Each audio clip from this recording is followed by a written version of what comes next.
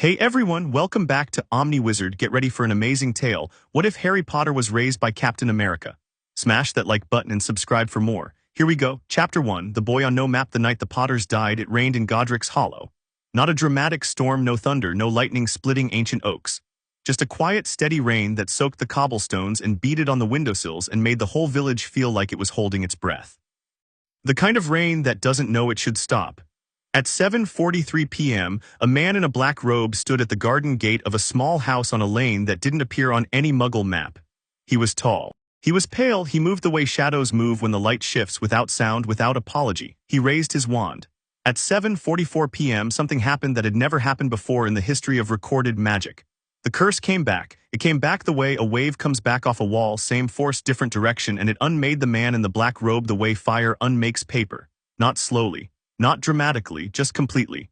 One moment he was there. The next, the rain was falling through empty air, and the gate was standing open and inside the house. In an upstairs nursery that smelled like talcum powder and the cedar of a rocking chair, a 15-month-old boy was crying. The scar on his forehead was still smoking. His name was Harry James Potter, and he had no idea what had just happened, and he was hungry, and his parents were never coming back, and none of those facts were things he could understand yet. He just cried the way babies cry, with his whole body, with complete commitment, until the crying wore him out and he fell asleep in his crib with one fist pressed against his cheek. He was still asleep an hour later when the bearded man arrived.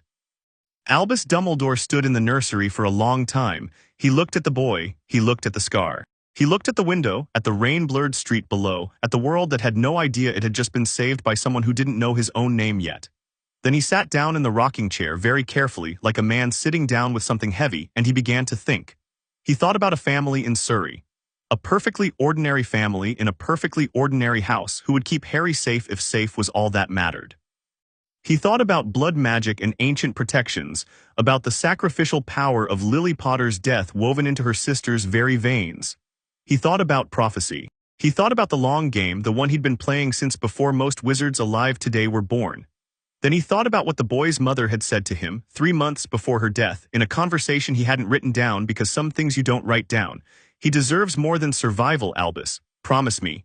He sat in that rocking chair for a long time. In the end, he did 2 things.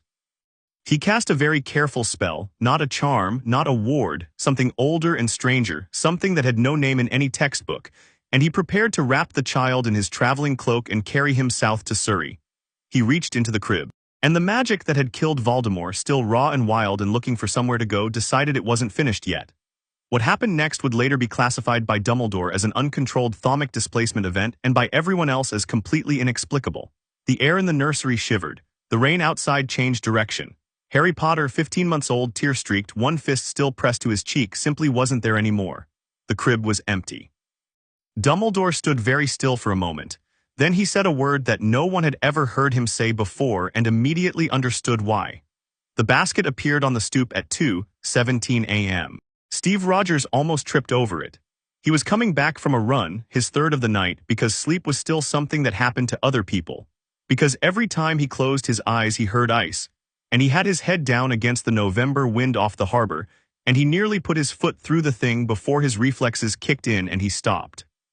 He stood there in the dark, breathing steam into the cold air, looking down at a wicker basket on his Brooklyn stoop with a wool blanket tucked around something that was moving. He crouched. He pulled the blanket back. A baby looked up at him with eyes the color of new leaves, blinking against the cold, and made a small sound that wasn't quite a word and wasn't quite a question but was somehow both. "Hey," Steve said, which was about all he had. The baby blinked at him again, then it grabbed his finger. Steve looked up and down the street. Nothing, just parked cars and a bodega with its lights still on 2 blocks away and the kind of city quiet that meant 3 in the morning. No one running away. No car pulling off, nothing. He looked back at the baby.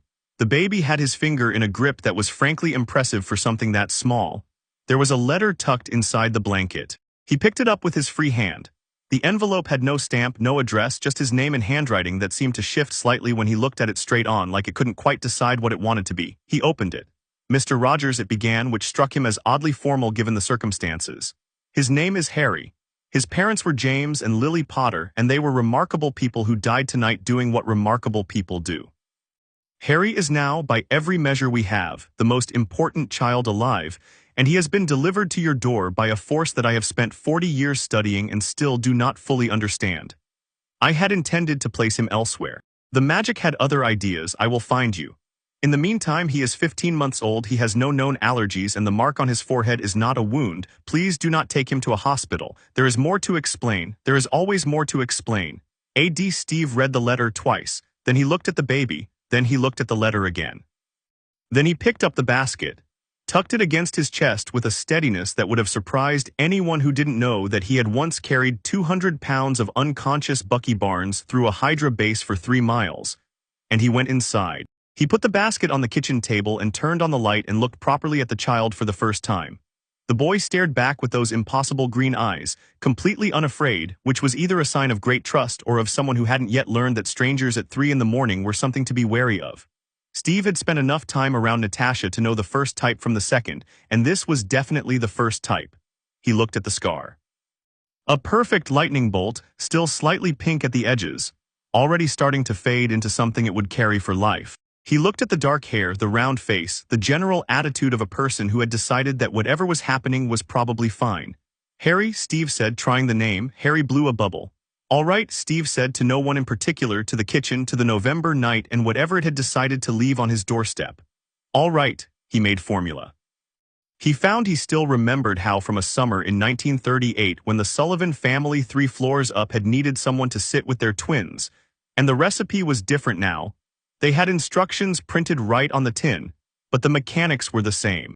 He fed Harry at the kitchen table at 3 in the morning while the radiator knocked and the city settled around them, and Harry ate with the focused seriousness of someone doing something very important.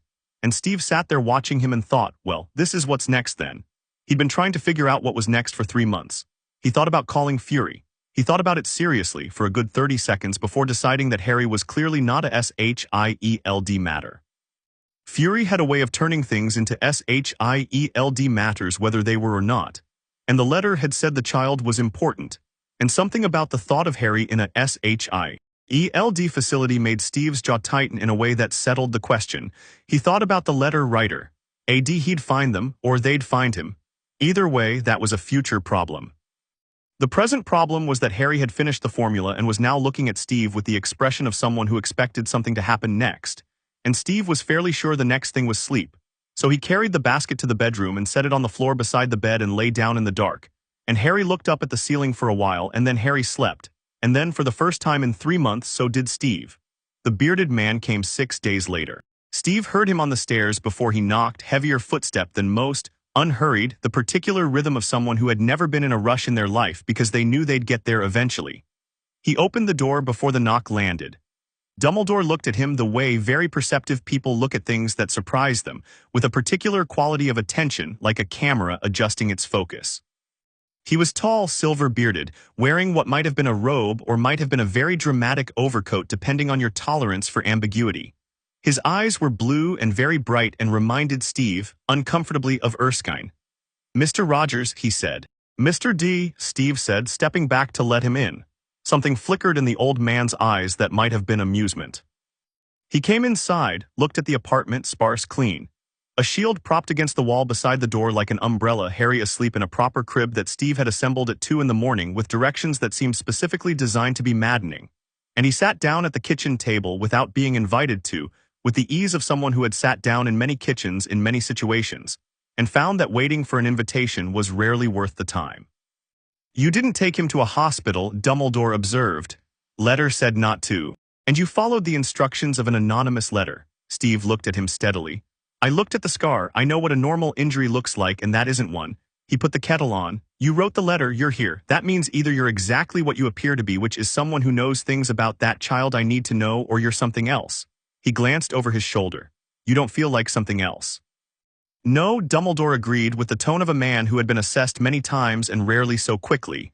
"I don't suppose I do," he explained. He explained for a long time, with the kind of patience that comes from having explained impossible things to people who had no frame of reference for them, and Steve sat across the table with his hands around a mug of tea and listened the way he'd been trained to listen, completely, without interrupting, filing things away. Magic. A wizarding world hidden inside the regular one like a room inside a wall. A prophecy, a dark lord, a murder, a curse that backfired. Blood magic and sacrifice, and the most remarkable accident in 6 centuries of recorded thaumaturgy. When Dumbledore finished, Steve was quiet for a moment. You were going to take him to his aunt, Steve said. Yes. Why? The blood magic requires. I read about blood magic before you got here. Dumbledore paused and Steve pressed on.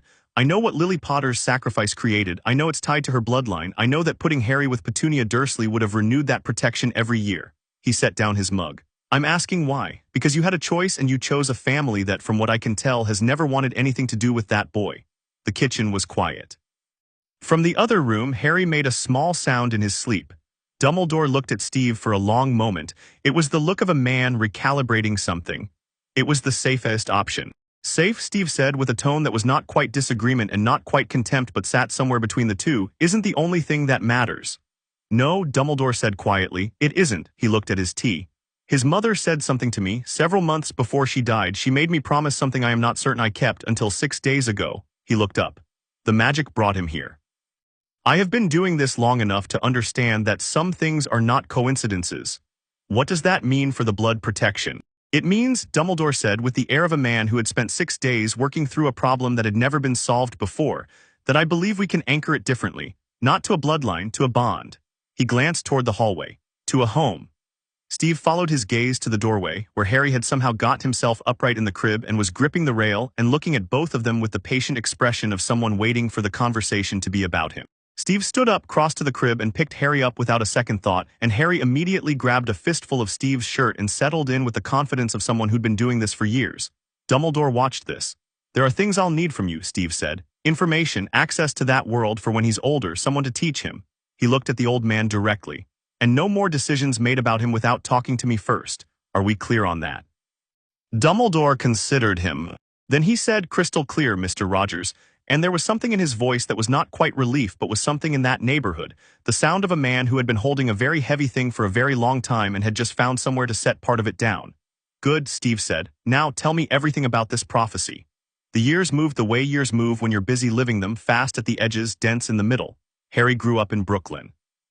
He grew up on the smell of the subway and the sound of Mets games through the walls of neighboring apartments and the particular quality of late afternoon light in Prospect Park. He grew up on Steve's cooking, which was honest and sufficient if not inventive, and on Saturday morning trips to the farmer's market, and on evenings when Steve would sit across from him at the kitchen table, and they'd read the same book separately and occasionally one of them would read a bit aloud because it was too good not to share.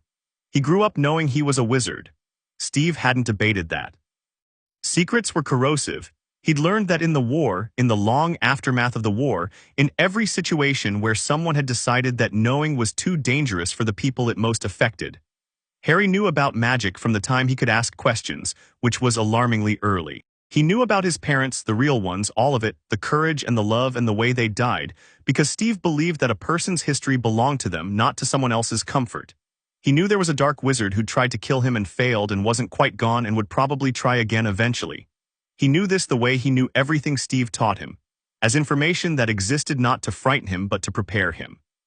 You don't tell me this stuff to scare me, Harry said once. He was maybe 7, sitting on the fire escape eating a mango popsicle while the city moved below them. You tell me so I'm not stupid about it. Something like that, Steve said. So I can make good decisions. So you have what you need to make good decisions. What you do with it is up to you. Harry considered this, thoughtful the way he always was, not a performative thoughtfulness, not a child pretending to think, but the real kind, the kind that happened behind the eyes. What if I make a bad decision? Then you make a better one next. Harry nodded and went back to his popsicle, apparently satisfied, which was one of the things Steve found most remarkable about him, his ability to take a hard truth and locate the thing in it that was useful and set the rest down. Harry almost never carried things he didn't need to carry. Steve was still learning how to do that. The accidental magic started around age 4 and was, from Steve's perspective, mostly fine. A cupboard door that wouldn't open slammed itself open. A glass of juice that Harry wanted but couldn't reach levitated itself gently to his hand. A bee that was bothering him on the fire escape was redirected, firmly but without injury, to the other side of the railing. Steve noted all of it in a journal he kept for Dumbledore. He didn't make Harry feel strange about it. He handed him the juice, or didn't comment on the door or said nice redirect about the bee, because it had been a nice redirect, controlled and purposeful even if unconscious. Dumbledore visited 3 times a year. He and Harry developed a relationship that was warm and slightly formal on Dumbledore's end and cheerfully direct on Harry's end. Harry had inherited Lily's green eyes and James's dark hair, and whatever combination of personality produced a person who could sit across from one of the most powerful wizards alive and say, "You're not telling me something," with the same tone as asking about the weather. He was 8 when he said it for the first time. Dumbledore had been explaining the wizarding school system, Hogwarts, the 4 houses, the broad strokes of what Harry's education would look like starting at age 11. He'd been scrupulously accurate and distinctly selective, and Harry had listened carefully with his chin in his hand and then said, "You're not telling me something," without any particular accusation in it, just the plain observation. Dumbledore had looked at him for a moment and then said, "Number, there are things that are better understood in their time." "I don't think you get to decide that," Harry said. "About me." Steve, who had been reading in the next room and not at all listening, did not look up from his book. "No," Dumbledore said again after a longer pause. "I suppose I don't." He told Harry about the prophecy that day. Not the full implications, there were things even Steve felt were for when Harry was older, but the substance of it.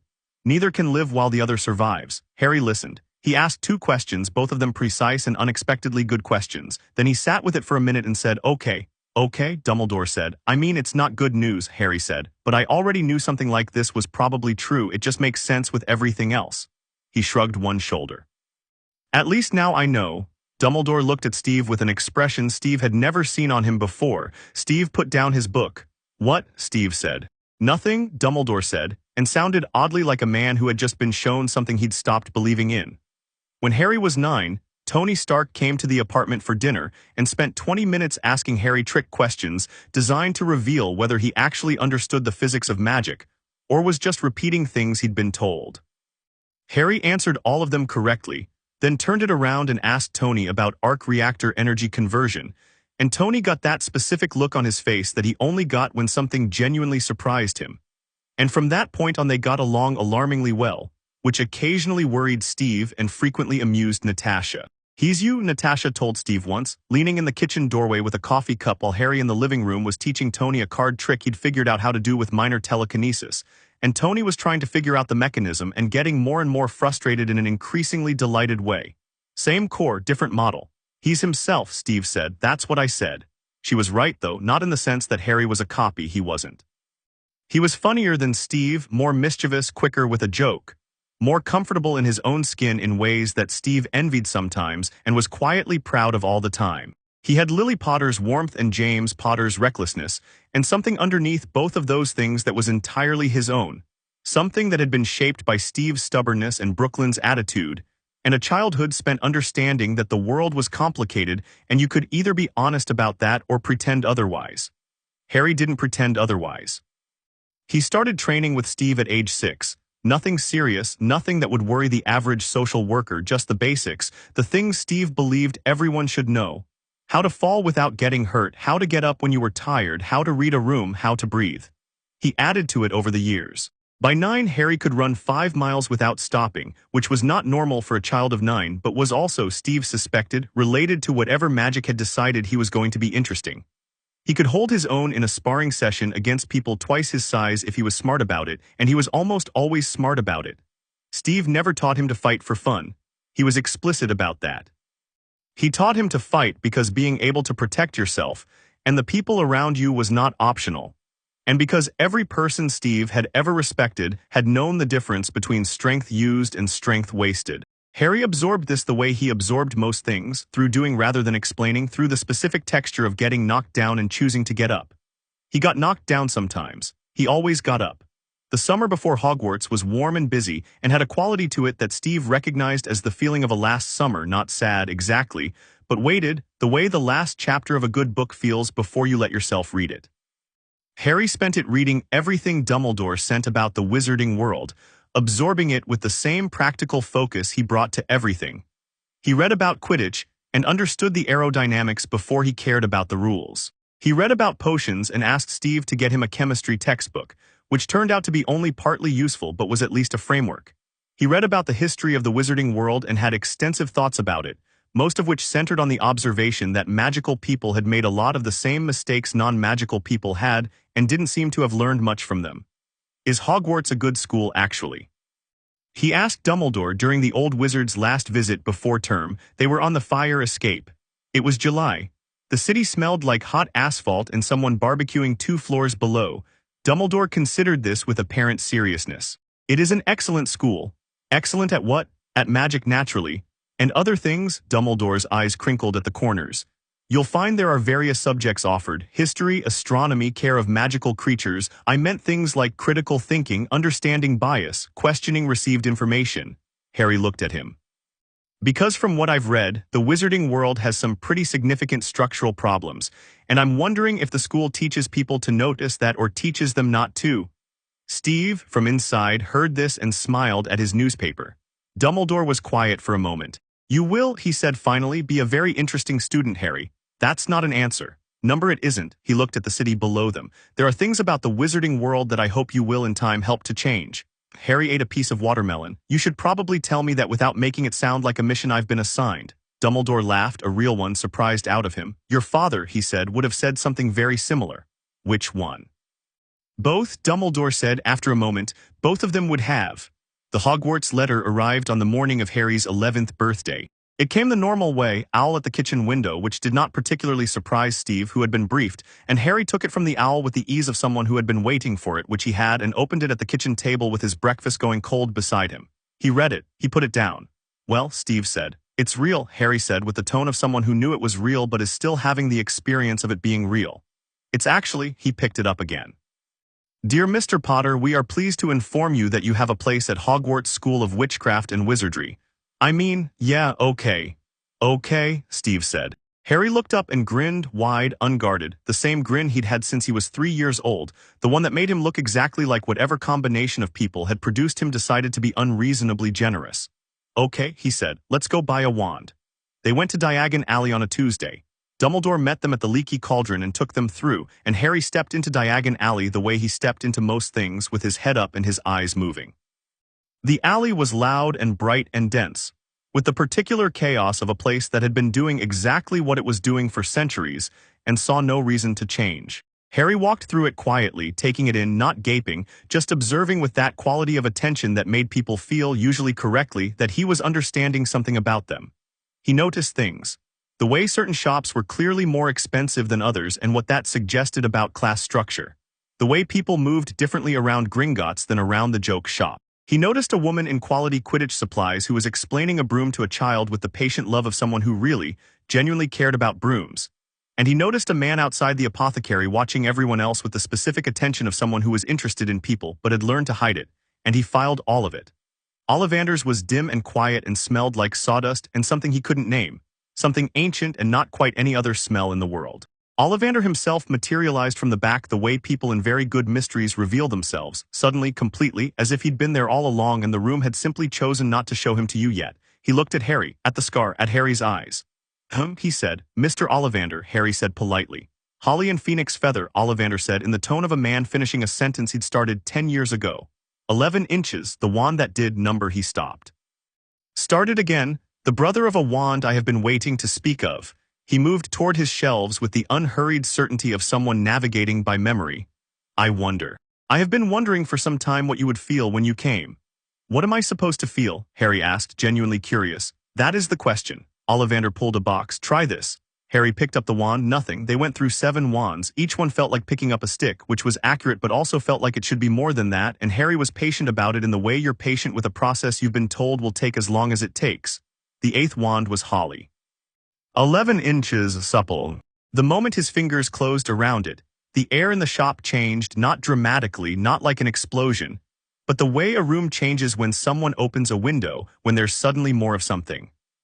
The tip of the wand threw a shower of red and gold sparks that lit up the dusty shop and faded, and in the silence after them, Harry felt for the first time in his life the thing that magic had always been when it worked through him, not a force he was borrowing, but something that was simply his, something that recognized him the way a voice recognizes its own echo.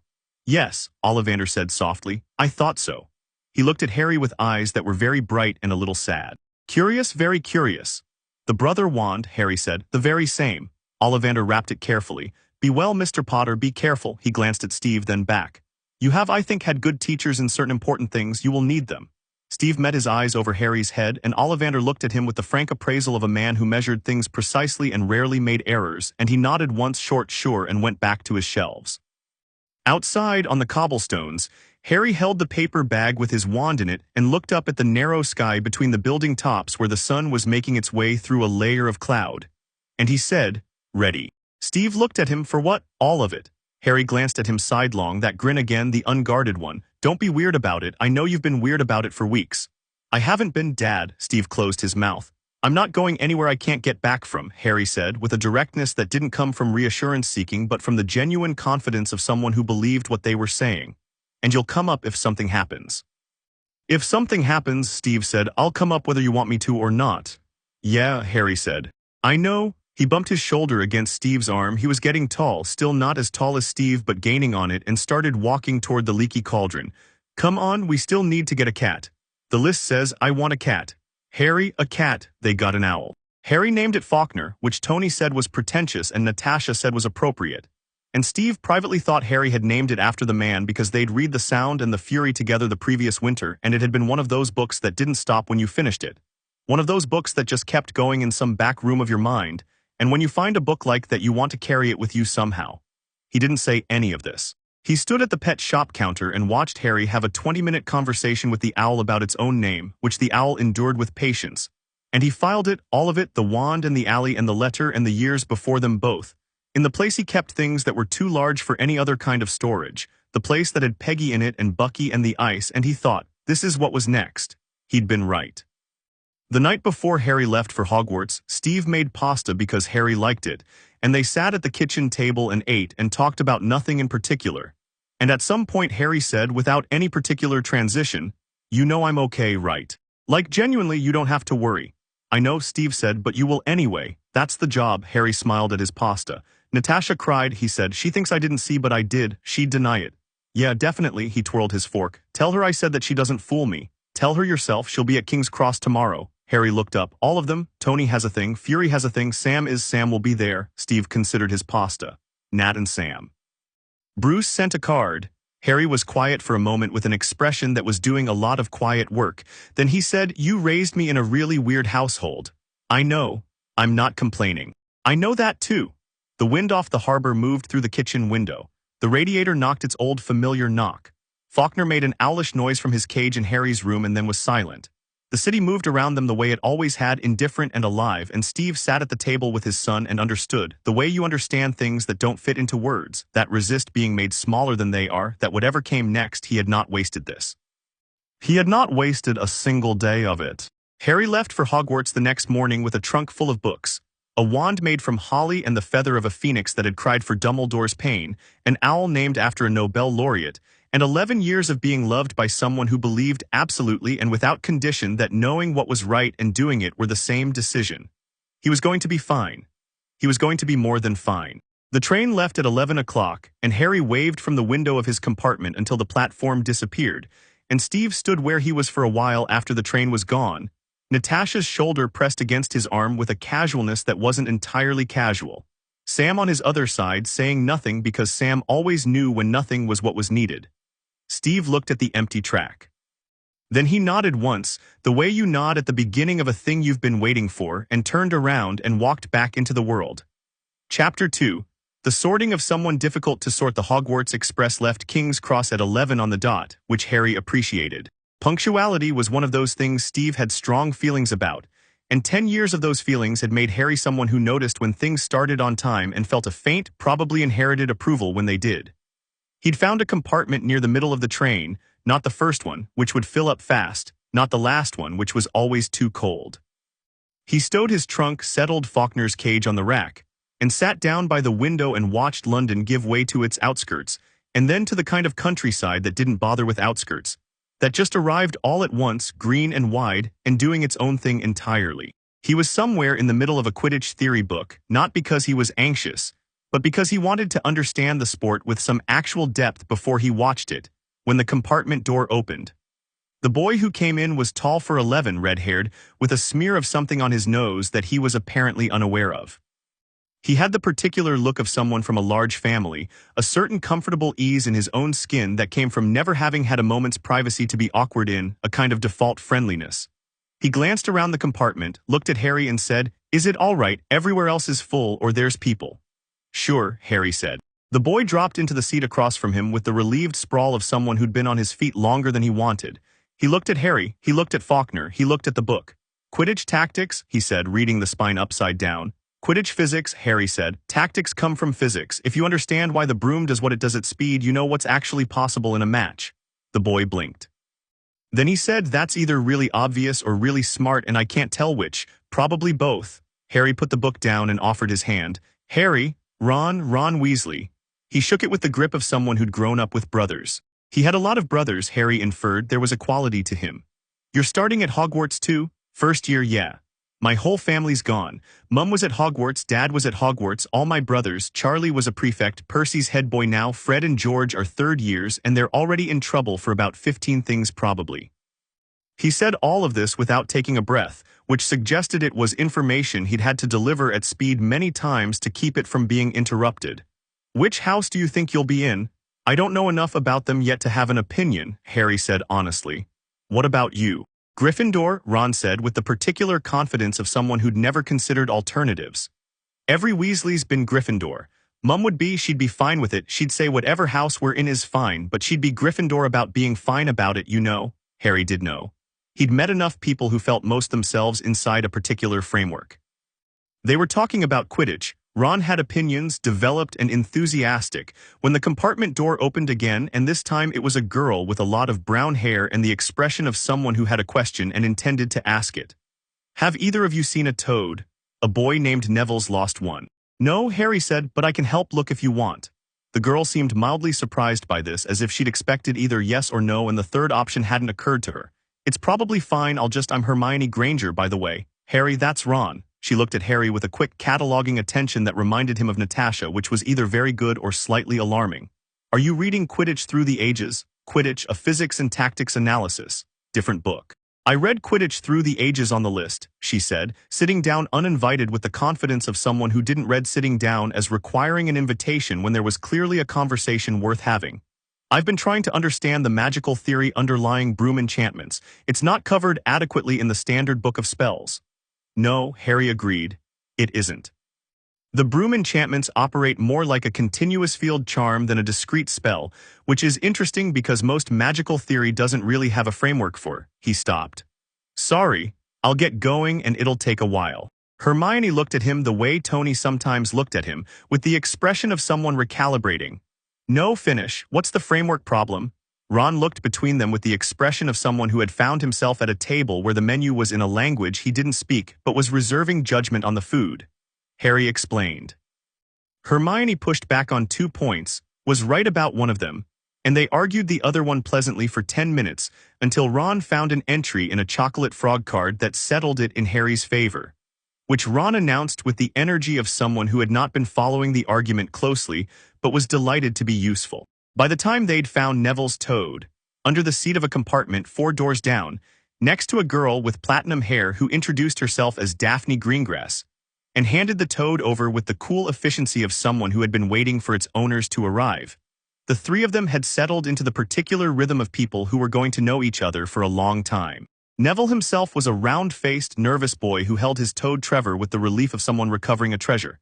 And he looked at Harry with a kind of recognition that Harry had been warned about but still found slightly uncomfortable. That look that said I know who you are before a single word of introduction had been exchanged. Harry Potter, Neville said, not quite a question. Just Harry, Harry said, with the ease of someone who'd been having that particular correction for years. This is Ron and Hermione. Neville absorbed this, then smiled, tentative, genuine, and Trevor croaked once, as if endorsing the introductions. The sky had gone dark, and the countryside had gone invisible by the time the train began to slow. And Harry changed into his robes, watching the window turn the compartment into a mirror, and thought about what came next with the calm focus of someone who had been thinking about it for years, and was now ready to stop thinking and start doing. He'd read everything available about the 4 houses. He'd formed views about each of them that were probably incomplete and possibly wrong, and he'd decided that trying to want a specific one was an exercise in futility, because he didn't know what the Sorting Hat would make of him, and the Sorting Hat, by all accounts, was both smarter and more opinionated than most of the school's faculty. He wasn't nervous. He was interested. The boats across the lake were exactly as described, small, self-propelled, carrying 4 first-years each across water so still and dark it looked solid. The castle rose above them with the specific drama of something that had been built to impress and had been doing it without effort for 1,000 years. Its towers lit from within, its reflection broken only where the lake's surface shivered in the autumn wind. Harry looked at it with his head back and his eyes steady and felt something settle in his chest like the last piece of a picture finally in place. Hermione in the boat beside him said, 14th century, most of it. The West Tower is definitely earlier, you can tell from the stonework. How do you know about medieval stonework? Ron said. I read, Hermione said, in the tone of someone for whom this explained everything, which it did. The boat scraped gently against the stone dock. A massive man, Hagrid, Harry knew from Dumbledore's descriptions, though the descriptions had perhaps undersold the scale, led them up through a hidden passageway in the rock with a lantern that was almost decorative given that he was roughly as large as the passage itself, and blocked most of the light anyway. They emerged into the castle's entrance hall, which was lit by torches and had the particular indoor weather of very old stone buildings. A cool that wasn't quite cold, a stillness that wasn't quite silence. Harry stood among the clustered first years and looked up at the ceiling and the staircase beyond the entrance hall's archway and felt, for the first time, the specific reality of 1,000 years of magic happening inside walls that remembered all of it. A woman in emerald green robes materialized from somewhere, Professor McGonagall. Harry knew immediately, from the posture alone, from the way she looked at 40 first years with the expression of a person responsible for a thing she intended to handle properly. She explained the houses. Harry listened. Around him, other first years were making faces of varying anxiety, and he could see Hermione's lips moving slightly with information she was reviewing, and Ron was standing very straight in the way people stand very straight when they're trying not to show that they're nervous. And Neville was holding Trevor so tightly the Toad was probably reconsidering the whole arrangement. A boy with pale hair materialized at Harry's elbow. Harry Potter, he said, not quietly, the tone of someone who had timed an entrance. Harry looked at him.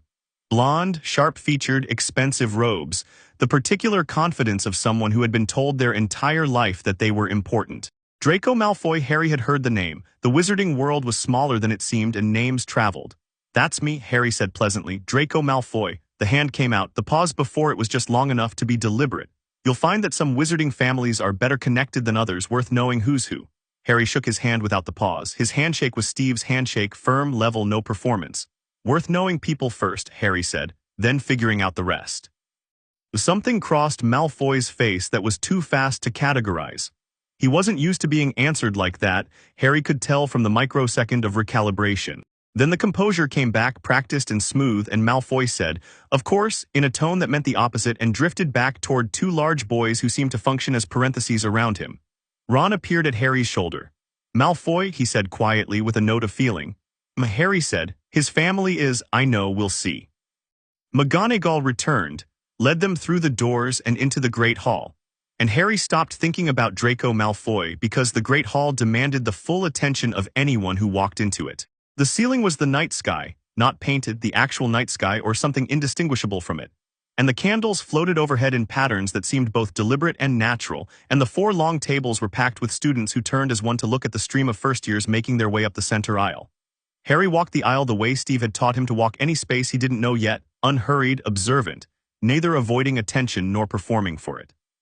He noticed the teacher's table at the far end, Dumbledore in the center, nodding once when their eyes met, brief and warm.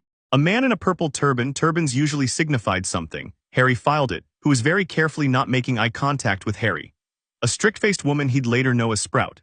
A man with greasy black hair and a quality of watchfulness that was different from McGonagall's watchfulness, more like the watchfulness of someone who expected to be disappointed and found this confirmed regularly.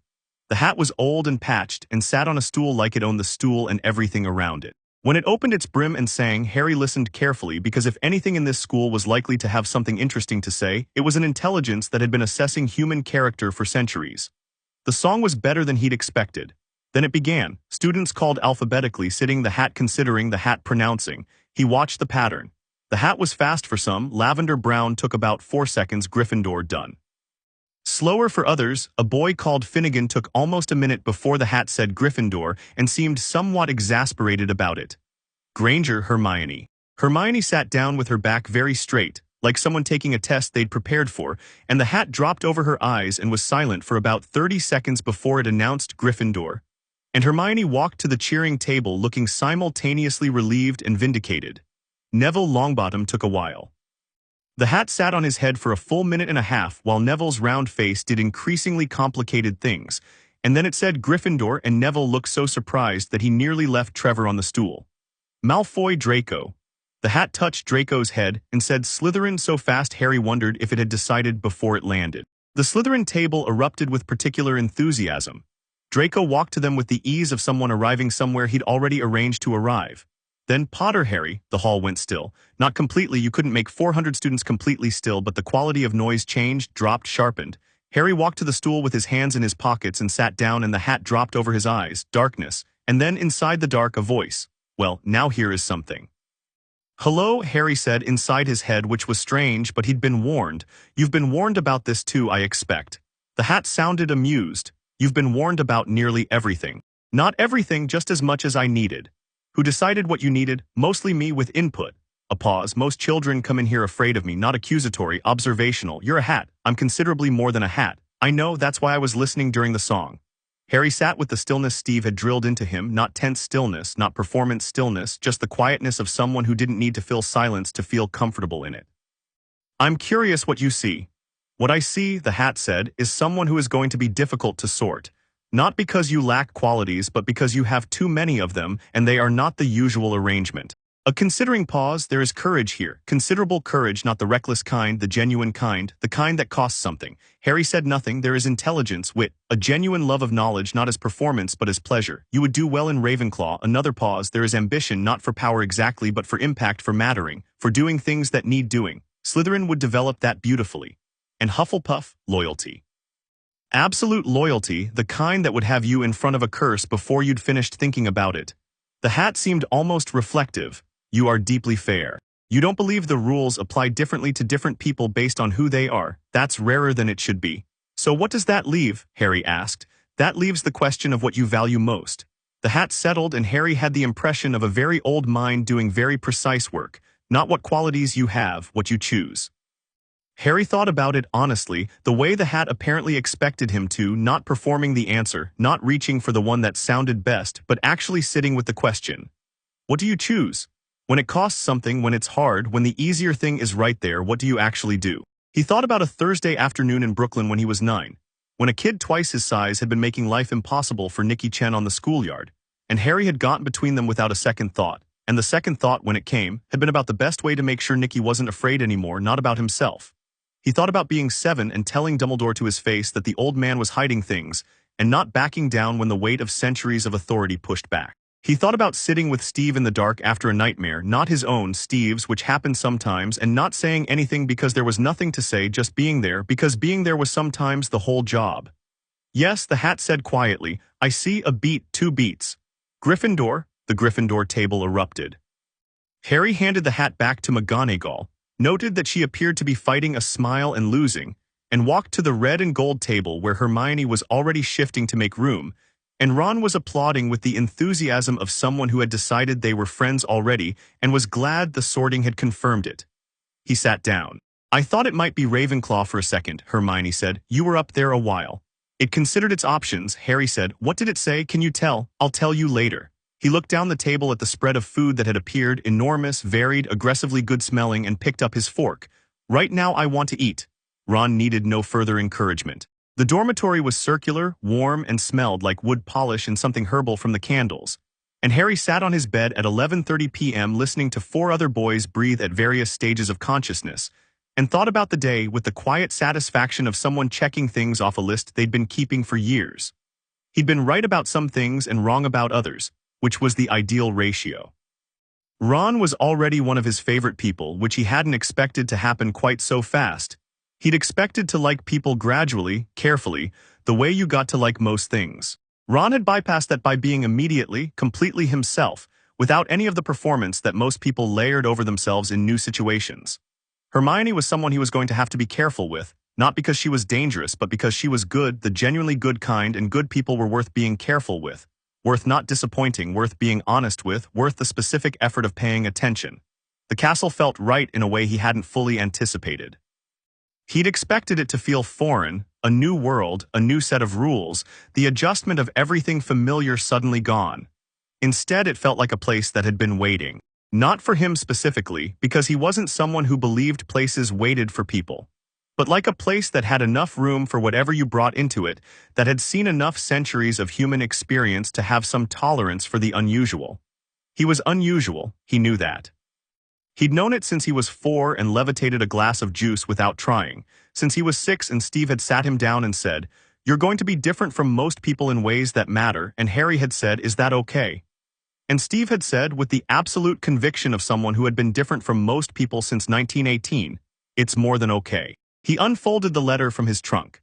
He'd tucked it in there this morning, not the Hogwarts letter, but Steve's, the one pressed into his hand at King's Cross with the particular Steve Rogers method of giving something important which involved no ceremony whatsoever. He opened it. "Harry, I'm not going to write you a list of things to remember. You remember things. I'm not going to tell you to be careful. You're careful when it matters and reckless when it matters more, which is right. Here's what I'll say, you are the best person I know. That's not fatherly bias, I know a lot of people, and several of them are genuinely extraordinary, and you're still at the top of that list. Not because of magic or the scar or anything you were born with. Because of who you decided to be. Whatever they put in your way, and they will put things in your way, Harry, because that's what happens to people who matter. You know what to do. You've always known what to do, I just tried not to get in the way of it. Right when you can. Faulkner is extremely dramatic when he's bored, and I'd rather not deal with it alone. Dad, P.S. Tony has already placed a bet on Gryffindor. He's unbearable when he's right, so I hope for my sake it's Ravenclaw." Harry folded the letter carefully and put it back in his trunk and lay down in the dark, and somewhere in the castle, something old and vast settled around him like a held breath, and he slept. The first week of Hogwarts moved fast and loud and required constant recalibration, because every class was different in a way that was harder to anticipate than you'd think. Charms was elegant. Professor Flitwick had a method that was genuinely precise. The kind of teacher who had thought deeply about what it meant to learn a thing and built his lessons around that. Harry liked him immediately. He also liked that Flitwick treated the magic as a language with grammar and syntax, not as mystery you could reason about it. Harry's first Wingardium Leviosa was technically correct on the third try, and Flitwick's squeak of approval was so entirely genuine that even the most anxious students in the class relaxed slightly. Transfiguration was McGonagall, and McGonagall's classroom operated on the principle that high expectations were a form of respect, which Harry agreed with. She turned her desk into a pig and back in the first 5 minutes and then dared anyone in the room to be unimpressed. And the truth was that no one was unimpressed, and she knew it, and she moved on. Potions was Snape. The potions classroom was in the dungeons, which was appropriate because the whole room had a quality of contained pressure like something being held down. Snape moved through it like a weather system, capable of calm for exactly as long as he chose, with the ever-present sense of what the alternative looked like. He took the register. He stopped at Harry's name. "Ah," he said, "Harry Potter." There was something in the way he said it, a precise, controlled something that Harry noted and set aside. "Our new celebrity, just a student, sir," Harry said, level and pleasant. Snape looked at him for a moment, and Harry looked back with the steady regard he'd learned from someone who stared down alien invasions and didn't blink, and Snape moved on to the next name. Harry had the impression, he could have been wrong, that Snape had been expecting something to flinch and had registered somewhere behind the composure that it hadn't. Then the questions began. Snape directed them at Harry with the particular choice of someone selecting a weapon, the Bezoar Asphodel Monkshood, each one designed to catch an unprepared student publicly flat-footed. Harry knew all of them. Not because he'd memorized a book, he'd read every textbook twice, but that wasn't the relevant point. The relevant point was that he knew them because he'd been interested, because when Dumbledore's book list arrived he'd read the potions text the way you read something you actually want to understand, which meant that the Bezoar wasn't a trivia fact to him but a thing he understood in context. What it was, what it did, why it worked, why knowing it mattered. He answered each question cleanly, without showboating, without the extra beat of a student trying to look smart. Just the answer, direct, accurate. Snape's expression didn't change. That Harry thought was interesting in itself. "Adequate," Snape said and moved on. Ron beside him leaned over and said quietly, "That was not just adequate." "I know," Harry said, "but that's his word, let him keep it." Ron looked at him. "You're strange," he said in an admiring tone. "Probably," Harry agreed and started grinding his ingredients. The thing that happened in Defense Against the Dark Arts was not a thing Harry had planned for. Professor Quirrell was, on paper, exactly what you'd expect from a man who taught defense. Some experience, a dedicated if cluttered office, a stutter that appeared and disappeared with no discernible pattern. He wore a purple turban that he explained, when asked, had been a gift from an African prince for warding off zombies, which Harry found both specific and implausible. He smelled faintly of garlic, What Harry noticed in the second Dada lesson of the year had nothing to do with any of that. They were practicing wand-ready stances, the proper defensive position, foundational, dull but necessary. Quirrell was demonstrating, walking between the desks, correcting grips and foot positions with hands that trembled slightly.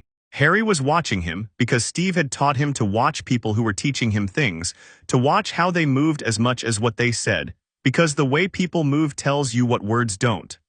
Quirrell stopped at the front of the room and turned to face them. And for approximately 1 second, he turned slightly too far to the left, and Harry was looking at his back, and something happened that Harry had no framework for: a flicker, a quality of wrongness. The specific feeling he'd had twice in his life. Once at 8 years old when he'd gotten too close to a faulty electrical wire and felt the hair on his arms rise before the shock. And once at 10 when he'd been sparring with Natasha and she'd pulled a move that was designed specifically to feel friendly right up until it wasn't. The feeling of something concealed. It was gone in a second. Quirrell turned back around and the stuttering lesson resumed, and Harry said nothing, kept his face neutral, ran through the stance corrections without missing a beat. But he noted it.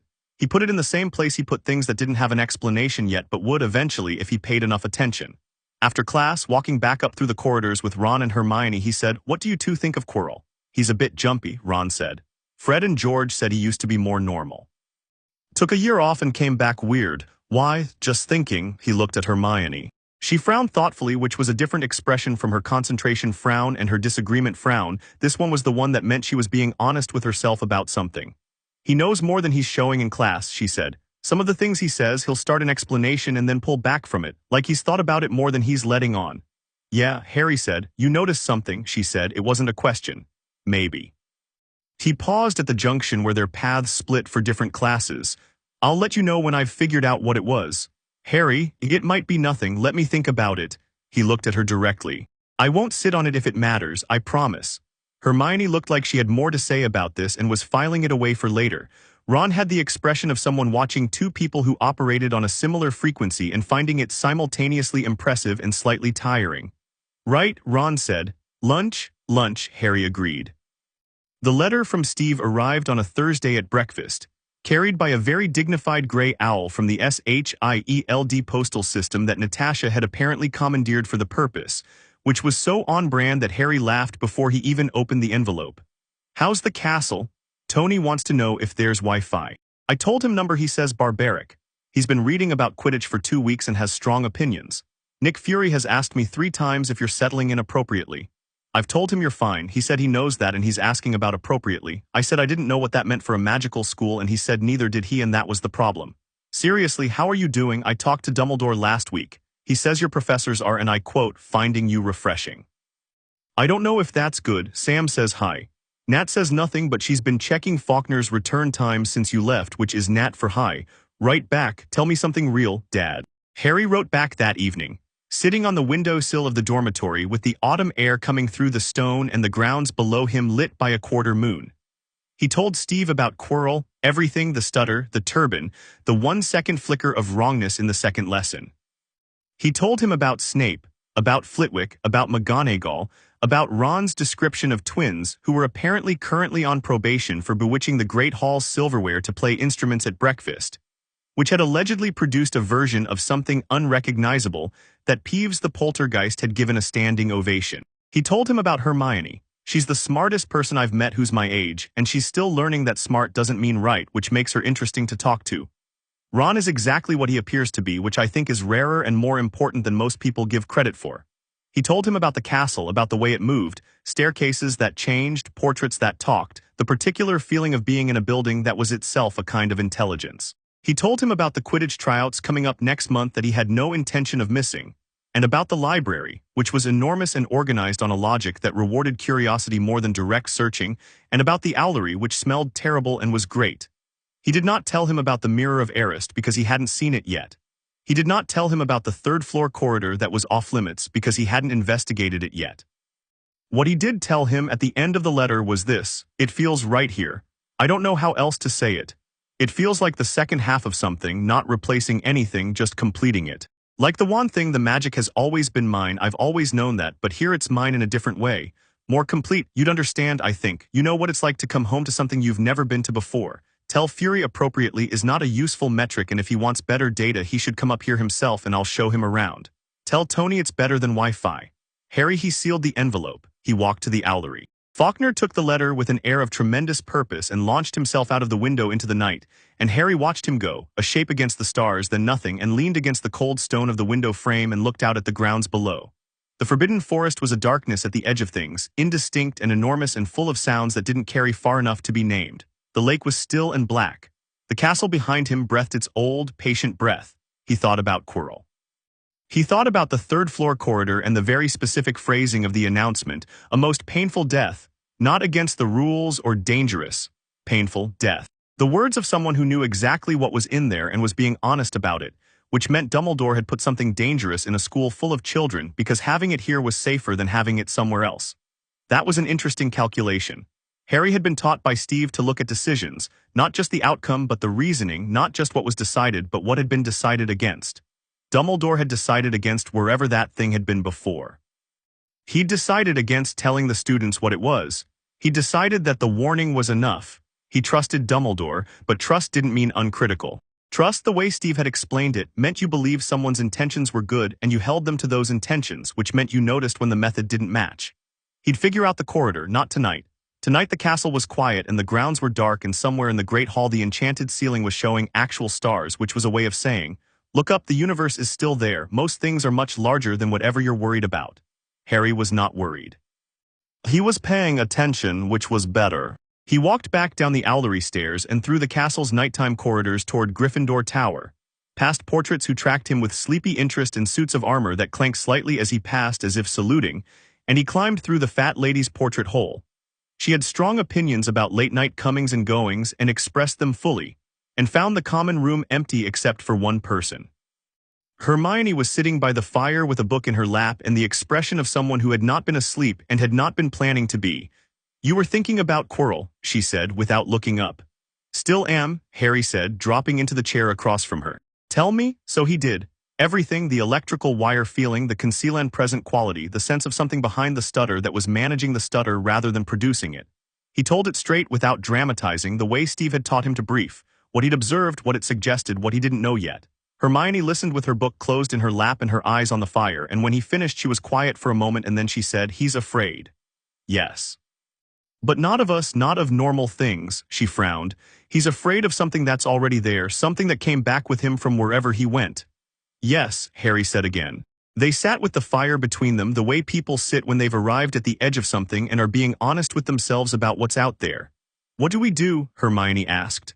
Watch, Harry said, and think, and when we know more than we do now, we'll decide. He looked at her. Together. The fire cracked. Outside, autumn moved through the grounds in the dark, shaking leaves from the trees that had been standing since before either of them was born, since before their parents were born, since before the school itself had been anything more than four people with an idea and enough magic to make it real. Inside, two 11-year-olds sat by a fire and decided to be the kind of people who paid attention, which turned out, as it always does, to be the beginning of everything. Chapter 3. What Steve Rogers taught his son about winning October arrived the way it always did in Scotland, without apology, dropping the temperature overnight and turning the grounds into something from a painting where the painter had strong feelings about the color orange. The forbidden forest went from green to something darker, and the lake caught the sky differently, steely and cold, and Hogwarts itself seemed to settle deeper into the hill, the way old things settle when they've been through enough seasons to know what's coming. Harry didn't mind the cold. Steve had taken him camping in upstate New York every October since he was 6, and October camping in New York was not a gentle experience. You learned to function in the cold or you were uncomfortable for 3 days, and Harry had learned to function in it by the second year. He was thinking about this, about the tent and the fire and Steve's terrible camp coffee that he drank anyway because the smell of it was part of the experience. While standing at the edge of the Quidditch pitch at 7 in the morning watching Oliver Wood explain the tryout structure with the intensity of a general addressing troops before a significant engagement. Wood was a third-year, Gryffindor's captain, and he had the particular quality of someone for whom Quidditch was not a sport but a calling. He'd been talking for 11 minutes without repeating himself, which Harry found impressive, and he'd drawn a diagram in the air using his wand as a pointer, which he kept accidentally vanishing and redrawing, each version slightly different from the last. Seekers go last, Wood said, looking at Harry. He'd invited Harry to try out after watching him catch a runaway remembrall in a controlled dive that McGonagall had witnessed and then firmly told no one about. "I want to see the chasers and keepers first, get the tempo right, you watch, learn the air." "Works for me," Harry said. "You're very calm about this," Wood observed. "Is there a reason I shouldn't be?" Wood processed this and decided it was a compliment about confidence rather than a comment on stakes. "Right," he said. "Right, let's go." Harry sat in the stand and watched the tryouts with his elbows on his knees, watching the way players moved with the same attention he'd given to Quirrell and Dada, the same attention he gave to anything that had moving parts and required understanding. He was tracking trajectories. The way the wind came off the stands in the third quarter of the pitch and pushed brooms 2 degrees northeast if you didn't correct for it. The way the goalposts threw shadows in the morning light that would be completely different by afternoon. The altitude the chasers preferred naturally versus the altitude the play required. Hermione appeared beside him at 8:15 with a scarf and 2 cups of something hot. "You're doing that thing," she said, handing him a cup. "What thing?" "The thing where you look like you're watching something but you're actually calculating something." "Both," Harry said, not looking away from the pitch. "You haven't even been on the broom yet. The broom part is the easy part." Hermione sat down and he could feel her not rolling her eyes with a visible effort. How is flying a broomstick the easy part of a tryout for a sport that, flying is physical? The physical part you do without thinking once you've done it enough. The part that matters is understanding the space. He sipped the drink. It was tea, proper tea. Hermione had learned immediately that Castle hot chocolate was too sweet for extended work and switched to tea like a person making a sensible adult decision. The seeker's job is spatial. You're looking for a small golden thing that is specifically designed to not be found easily in a large three-dimensional space, while 6 people on opposing teams would like to knock you off your broom. The flying is the body doing what the mind already planned. Hermione was quiet for a moment. "Where did you learn to think about sport that way?" "Steve used to take me to football games." He looked at her now, not the playing, just the watching. "He said you could learn as much watching how people move in competition as watching how they move in conflict. They're basically the same thing." "Your dad sounds very deliberate." "He is." Harry smiled, and there was a fullness in it that didn't need explanation. "He's the most deliberate person I know." "Potter," Wood's voice from the pitch. "You're up." The broom was a school model, which meant it was old and slightly sticky in the handle and had a tendency to pull left at speed, which Harry had identified in the first 30 seconds and adjusted for by his second circuit of the pitch. "You worked with the tool you had," another Steve thing, less about brooms and more about making decisions with the resources available rather than the ones you wished you had. Wood released the golden snitch at the far end of the pitch and stepped back. The snitch was extraordinary. Harry had read about it, held a practice version briefly in Ollivander's shop when Dumbledore was buying something, but seeing one in open air was different. It moved like something that had been specifically designed to be interesting, with the quick, unpredictable changes of direction that made it impossible to track linearly. You couldn't follow it. You had to read it, predict it, understand the pattern underneath the randomness. Harry climbed to 40 feet and held position and watched. 40 seconds. The snitch made 11 direction changes. 7 of them were reactive, responding to the broom's presence and air movement. 4 of them were intrinsic, built into however it was enchanted. The intrinsic ones had a loose periodicity to them, not regular but not random either. He had a theory. He dropped into a banking turn that took him wide left, away from the snitch's current position, gaining altitude incrementally. On the ground, Wood made a sound of uncertainty. Harry ignored it. The snitch curved back toward the center of the pitch. Harry had already read where it was going, not where it was going, and he adjusted the broom's nose by 1.5 degrees and stopped fighting the leftward pull and let it take him and came down out of a curve at 32 feet with his hand already extended. The snitch hit his palm in a gold flash and closed its wings. The whole thing had taken 4 minutes and 17 seconds. Wood was making a sound that was not quite language. Harry flew back down to the pitch and landed and held up the snitch, and Wood grabbed him by both shoulders and said something enthusiastic and almost entirely incoherent, and behind him 2 of the chasers were applauding, and in the stands Hermione had her book open but wasn't reading it. He'd made the team. The letter from Steve came 2 days later, and Harry had written to tell him, and Steve's response was short and completely Steve. "I knew before you told me. Natasha bribed someone to watch the tryout. She says your line into the catch was textbook and also that Wood needs to calm down. Proud of you, Harry. Don't let it make you careless." He did not let it make him careless. He let it make him happy for about 4 hours, which seemed like the right amount, and then he went back to the other thing he'd been thinking about, the third-floor corridor. He hadn't gone in, not yet. Not because he was afraid of Dumbledore's prohibition. But because he'd learned from Steve that there was a difference between breaking a rule because it was wrong and breaking a rule because it was inconvenient. The corridor was off-limits because something in there was dangerous. He needed more information before he decided whether the danger was something to be managed or something to be respected. What he had so far was this. Quirrell was afraid of something that was already with him. The third-floor corridor held something worth a most painful death warning. Hagrid the groundskeeper had collected something from Gringotts Vault 713 in July on Dumbledore's orders. Ron's brothers had mentioned this in passing. It had been notable in the wizarding world because Gringotts vaults weren't usually emptied at Dumbledore's request. The timing put it shortly before the school year started. He was building a picture. He had missing pieces, but the outline was getting clear. He was thinking about this in the library on a Saturday afternoon in mid-October when Draco Malfoy sat down across from him. Not aggressively, that was the first thing Harry noticed. Malfoy sat down with a careful quality, like someone making a deliberate choice about how to present themselves, and he had a book with him as a prop, the body language of someone who wanted to seem like they'd ended up here by accident. Harry looked up from his notes. He waited. "You caught the snitch in under 5 minutes, Malfoy said without preamble. 417, Harry said. That's, Malfoy paused. That's very fast. I know. Slytherin Seeker took 9 minutes in our tryout.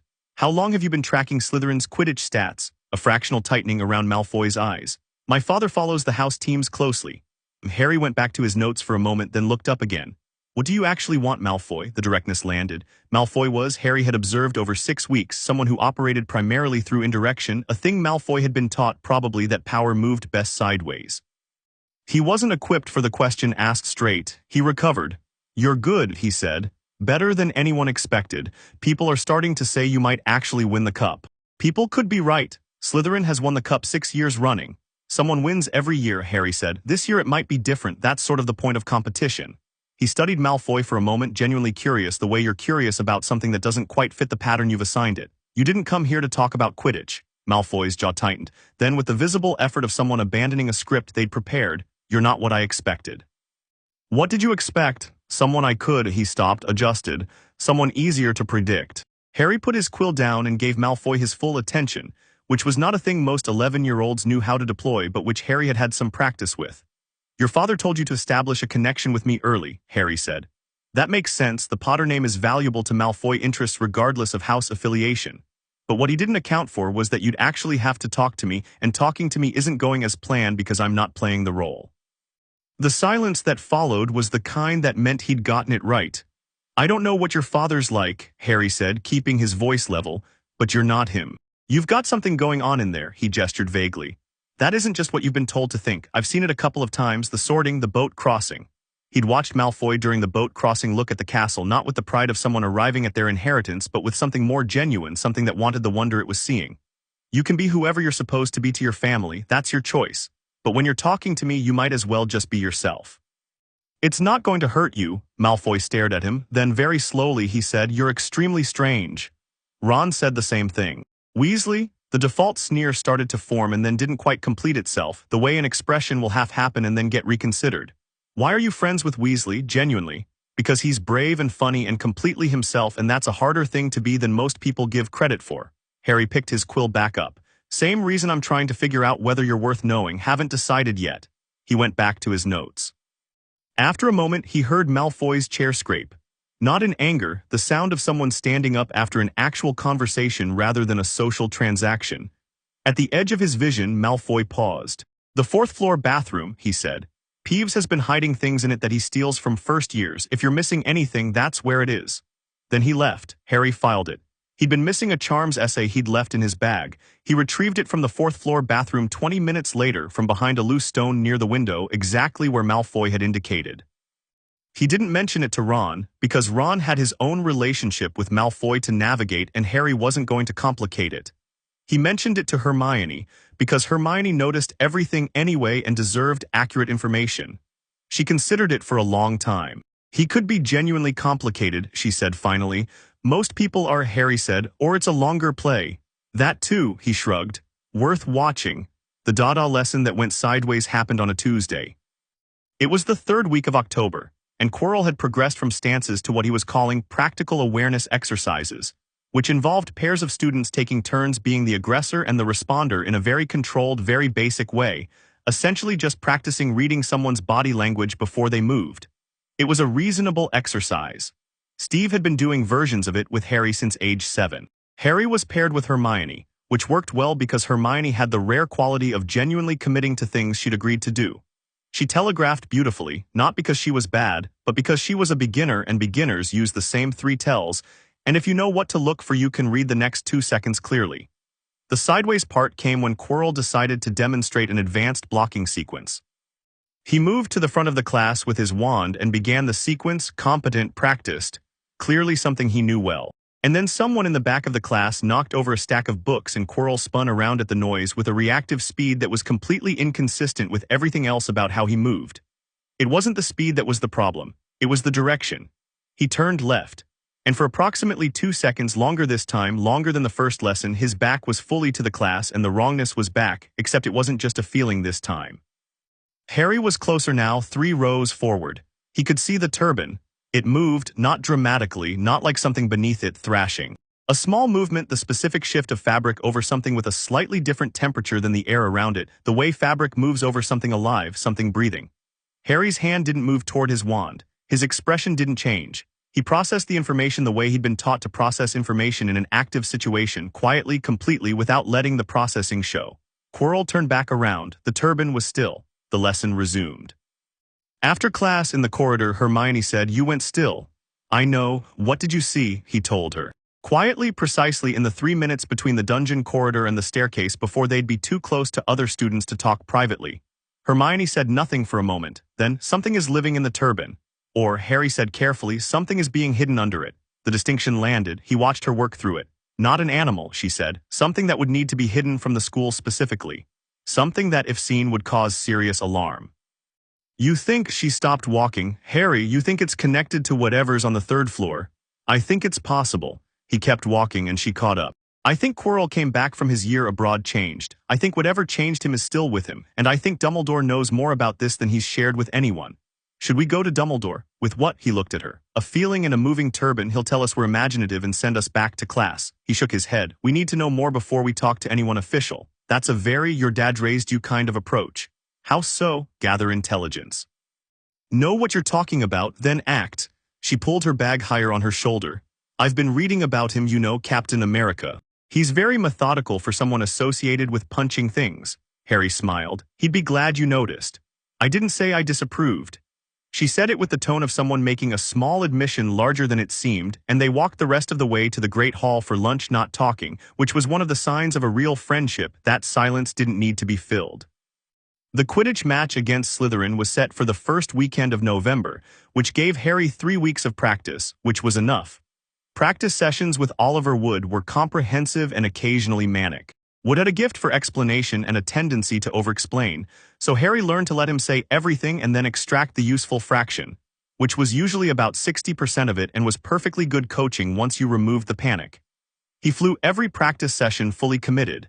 Nothing held back, no courtesy to the cold or the wind or the other players still finding their rhythm. His seeker instincts were developing the way instincts develop. Not gradually, but in sudden leaps, something clicking into place so cleanly you couldn't remember not having it. By the 2nd week he was catching the snitch in practice released 2 out of 3 times, and the 3rd time was always because he was trying something experimental rather than because he'd lost it. The Friday before the match he got a letter that wasn't from Steve, it was from Tony. The handwriting was Tony's, impatient, slightly illegible, the script of a man whose thoughts moved faster than his hand and considered this the pen's problem. "Kid. I've been reviewing broom aerodynamics, specifically the Nimbus 2000 line versus school brooms, and there are 3 specific adjustments you can make to compensate for a school broom's left pull without fighting it. Work with it instead. I've sketched them out. Don't tell Steve I'm coaching you, he'll say I'm interfering. I'm not interfering, I'm optimizing. Also, if you see anything weird at that school, I mean anything weird beyond the owl postal system and disappearing staircases, you write to me immediately. Fury's been jumpy, and when Fury's jumpy it means something. Win tomorrow." Stark Harry looked at the aerodynamic sketches. They were good. Not all of them would apply to his specific broom, but 2 of them were genuinely useful adaptations, and he spent that evening in the common room working through the geometry until it made physical sense he could feel in his arms and shoulders. Ron watched him for a while, then said, "Is that maths?" "Applied physics," Harry said, "before a Quidditch match." Yeah, Ron was quiet. You're definitely strange, he said, and handed him a piece of toast from the plate he'd brought from dinner. Harry ate it without looking up, and Ron went back to his exploding snap cards. And outside the tower windows, the November wind moved through the castle grounds and made the torches in the corridor flicker. And the fire in the common room said what fires say, which is, "This is enough right here, this is enough." The match was not what Slytherin had planned for. The morning was overcast with a low cloud ceiling that would affect visibility, which Harry had anticipated and which Slytherin probably thought would favor their seeker, a fourth-year named Terrence Higgs who was competent and experienced and had 2.5 years of patreating that Harry didn't have. Harry had other things. He went up at the whistle with the rest of the team and found his altitude higher than Higgs, which surprised the Slytherin players watching. Most seekers stayed mid-range. Harry went to 60 feet and held there while the rest of the game erupted below him in shouts and fouls and the crack of bludgers off bats. And from 60 feet in the low cloud you could see the entire pitch in a way you couldn't from 30, and the cloud diffused the light differently so the snitch, when it moved, caught light at angles that made it briefly more visible rather than less. 10 minutes in, he found it. Not Gold Flash, he'd been watching for Gold Flash with the expectation that would matter at distance in this light, and he'd been wrong in his first analysis, and he'd corrected it in the first 2 minutes. What you were actually looking for was the shadow of the wings, tiny and quick, because the cloud light threw shadows more reliably than it threw reflections. He found it in the shadow of the east goal post, hovering 30 feet up. Higgs hadn't seen it. Harry didn't go for it immediately. That was the other thing Steve had taught him about competition, about situations where you had an advantage. Don't waste it. Don't spend your advantage at face value when it's worth more as a setup. He adjusted his altitude gradually, the way you adjust a bearing, no dramatic shift, just 2 degrees at a time, nothing that would make Higgs look up and follow his line. He was 10 feet above the snitch's position, angled to come down on the east side away from Higgs when Higgs finally looked up. Too late.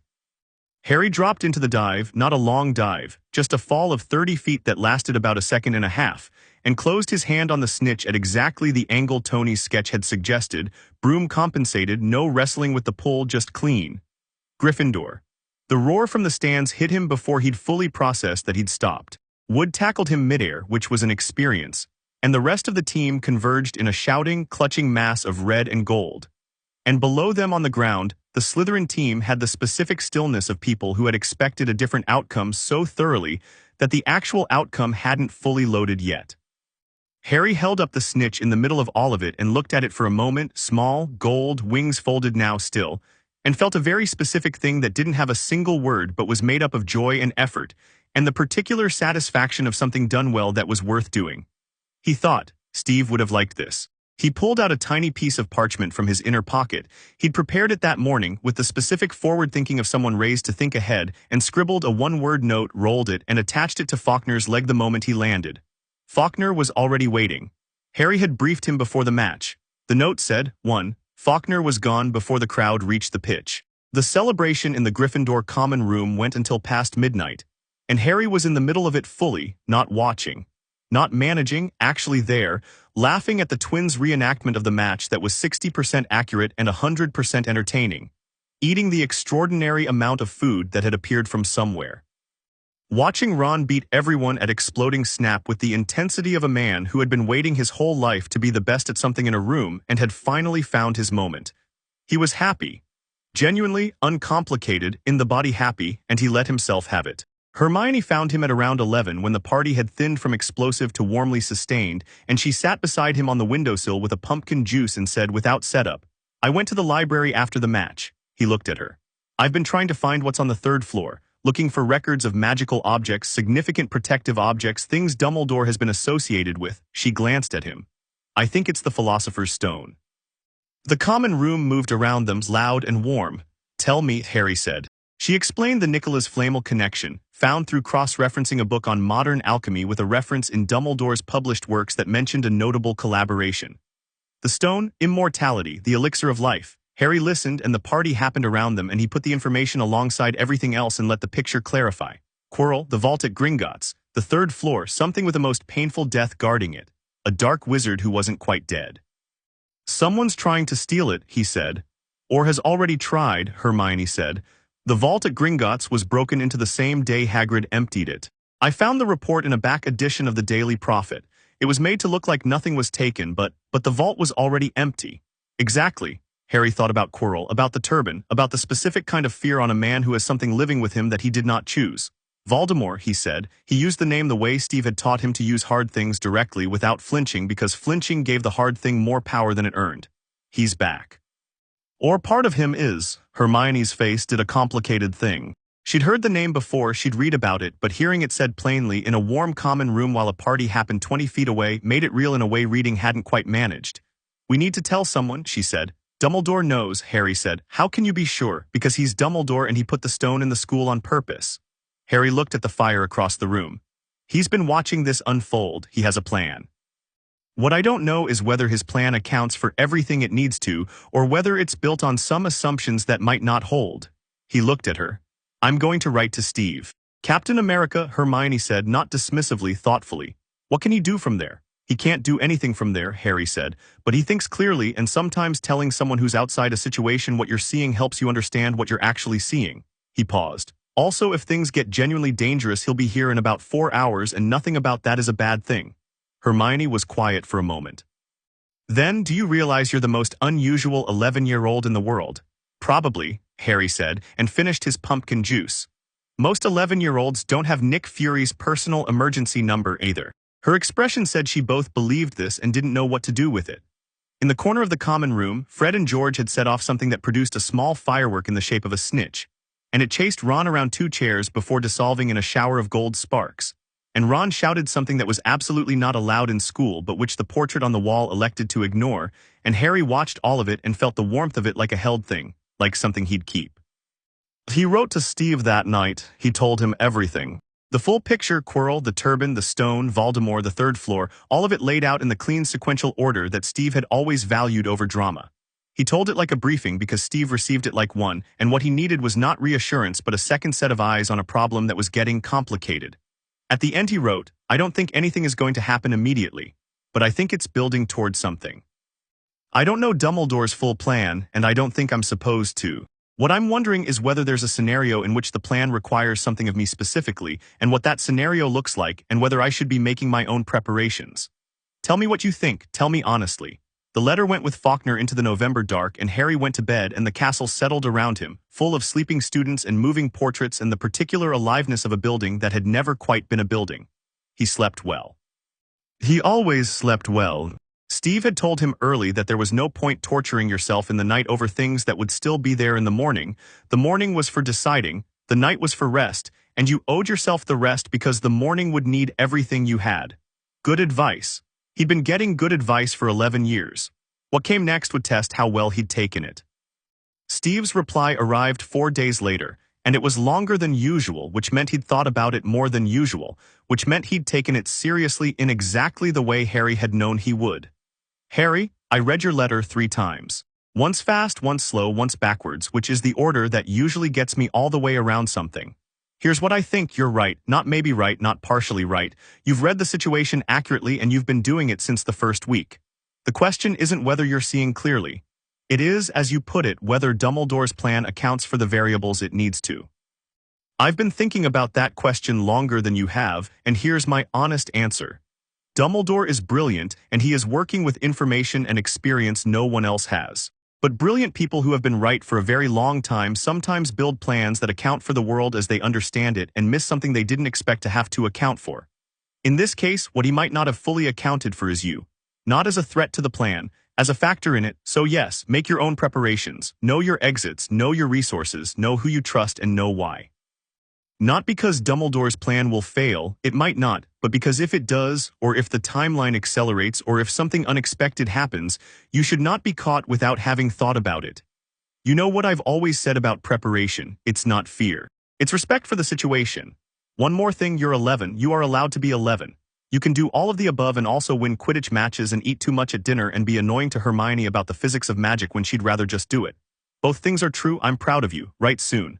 Also, Natasha says if anything actually dangerous happens, you are to use the emergency contact and not try to handle it alone. She's using her nice voice. Don't test her nice voice. Dad. Harry read the letter at breakfast and Ron looked at his face and said, good news or bad news? Both, Harry said, and neither. He folded the letter carefully. Just useful. Right, Ron said. in the tone of someone who had learned that Harry's useful was usually more eventful than other people's useful, and helped himself to more bacon with the philosophical ease of someone getting a good meal while it was available. The November sun came through the great hall windows in long cold angles, and the enchanted ceiling showed a sky the color of hammered silver, and somewhere on the third floor something ancient and terrible was being guarded by protections that had been designed to be enough. Harry ate his breakfast and thought about whether enough was going to be enough. He had a feeling it wasn't. He also had a feeling he knew what came next. Steve had taught him many things, but there was one that covered the present situation most precisely. One that had come not from a training session or a tactical debrief, but from a quiet Tuesday evening when Harry was 10 years old and had asked, "What do you do when you know something bad is coming and you can't stop it from coming, only from what it does when it gets there?" Steve had thought about it.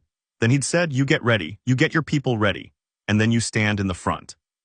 Harry looked at the silver ceiling. He was getting ready. Chapter 4. Beneath the stone, December came down on Hogwarts like a closing hand. The castle transformed in ways that were genuinely impressive even by the standards of a building that changed staircases for entertainment.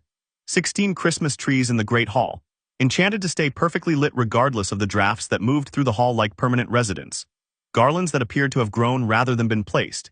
Every surface acquiring the specific warmth of somewhere that had been doing this particular celebration for 10 centuries and had the muscle memory for it. Most students went home for the holidays. Harry didn't. It wasn't a hard decision. He'd told Steve weeks ago that he wanted to stay, not because home was unwelcome, but because whatever was building toward its conclusion in this castle was not something he wanted to be 500 miles away from when it moved. Steve had read the letter, thought about it for what Harry estimated was approximately 30 seconds, and written back, "Understood, check in daily. If anything changes, you contact me before you do anything." Clear, crystal, Harry had written back. He intended to honor that. Mostly. Ron was staying too, because his parents were visiting his brother Charlie in Romania, and the logistics of getting back to England before Christmas didn't work out.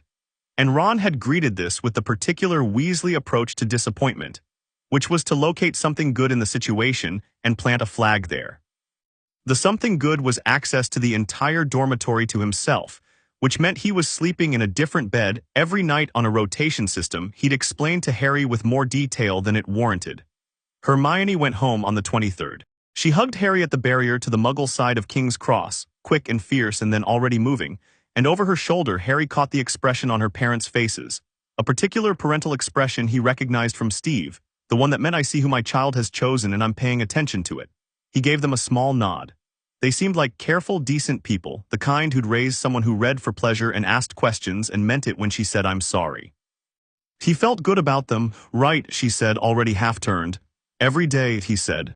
"Every other day," she corrected, "because you'll have things to tell me and I'd rather have the full version less frequently than updates that are too short to be useful." He watched her go and thought, there it is, that's the right approach. He'd switch to every other day. Christmas morning, Harry came downstairs to the common room and found it empty except for Ron, who was sitting amid a spectacular pile of Weasley sweater, wrapping paper, eating a chocolate that was apparently doing something unexpected to his nose, and looking both startled and impressed. Harry had presents too. Steve's arrived first. A small parcel with a card that said "Don't open until the 25th" in the tone of someone who knew he'd have to say it explicitly. Inside was a compass, old-looking but precise, with an engraving on the back that read "True North Always." Also a chocolate cake from Natasha that had somehow survived the owl journey entirely intact, which Harry chose not to examine too closely. Tony had sent what appeared to be a notebook, but was actually a notebook with a security-encrypted interior that looked like a physics journal unless you pressed the back cover in the right sequence, and a note. "Write things down. Your memory is good. Documented evidence is better." From an anonymous source came a package wrapped in paper so unremarkable it was practically invisible. Inside was a cloak the color of nothing. When Harry held it up, he could see Ron through it, and then Ron was gone and the cloak was gone and just Harry's hands remained floating. He'd heard of these. He set the cloak down carefully and unfolded the attached note, which had no signature but handwriting he was starting to recognize. "Your father left this in my possession before he died. It is time it was returned to you. Use it well." Harry held the invisibility cloak and thought about James Potter. Not with grief exactly. He'd had 11 years to build a relationship with his parents' memory that wasn't only grief. And Steve had been deliberate about that, deliberately giving him James and Lily as real people rather than monuments. He knew James had been funny and loyal, and occasionally an idiot in the specific way that people who are very talented are occasionally idiots. He knew James had loved his mother with the particular ardor of someone who'd taken a long time to deserve it. He knew James had died in a hallway with his wand 20 feet away, turning to fight, buying time. He put the cloak in his trunk. He'd use it when he needed it, which he suspected would be soon. The mirror appeared on the night of December 27th. Harry found it the way you find things in old buildings that shift themselves around, by going somewhere and finding that somewhere was now somewhere else. He'd been looking for a quieter route from the library to the tower after a late evening with Tony's notebook and his own notes, and he turned a corridor he thought he knew and found instead a room he didn't. The room was empty except for the mirror, and the mirror was taller than he was, with a frame ornate enough to be important and an inscription along the top that he read carefully. Eris stra eru oit ube kafru oit on wosi. He parsed it backward. I show not your face but your heart's desire. He stood in front of it and looked. The mirror showed him standing exactly where he was, but differently, the posture of someone without anything to be watchful about, the particular ease of someone who had come home and knew it. Behind him in the mirror stood a man and a woman. The man had dark hair and glasses and was laughing at something. The woman had red hair and green eyes and the expression of someone who found the person next to them genuinely delightful. They weren't doing anything extraordinary, they were just there. Harry looked at them for a long time. James Potter looked like a slightly taller version of himself. Lily looked like where his eyes had come from, and the way he apparently used his hands when he talked, which Steve had mentioned once and which Harry had filed without entirely believing. Seeing it confirmed had a quality he couldn't name, not quite sad, not quite glad, something that contained both and didn't resolve into either. He looked at the mirror. He looked at himself in the mirror, standing in front of his parents, their presence behind him the way a wall is behind you, not holding you up but there, solid, a specific kind of not alone. He understood the danger of the mirror.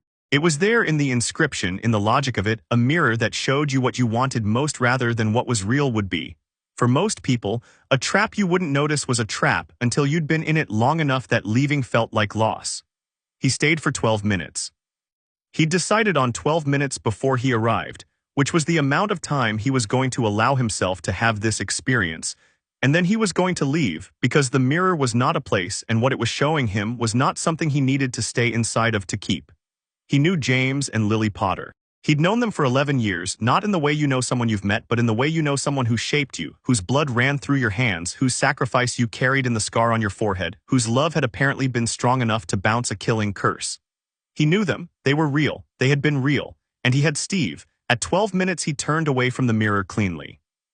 No fighting it, no last look, just the decision made and then enacted, the way Steve made decisions, completely forward-facing, because looking back while moving forward was how you tripped. He went back to the dormitory and wrote in Tony's notebook for a while, and then he slept. He didn't go back to the mirror.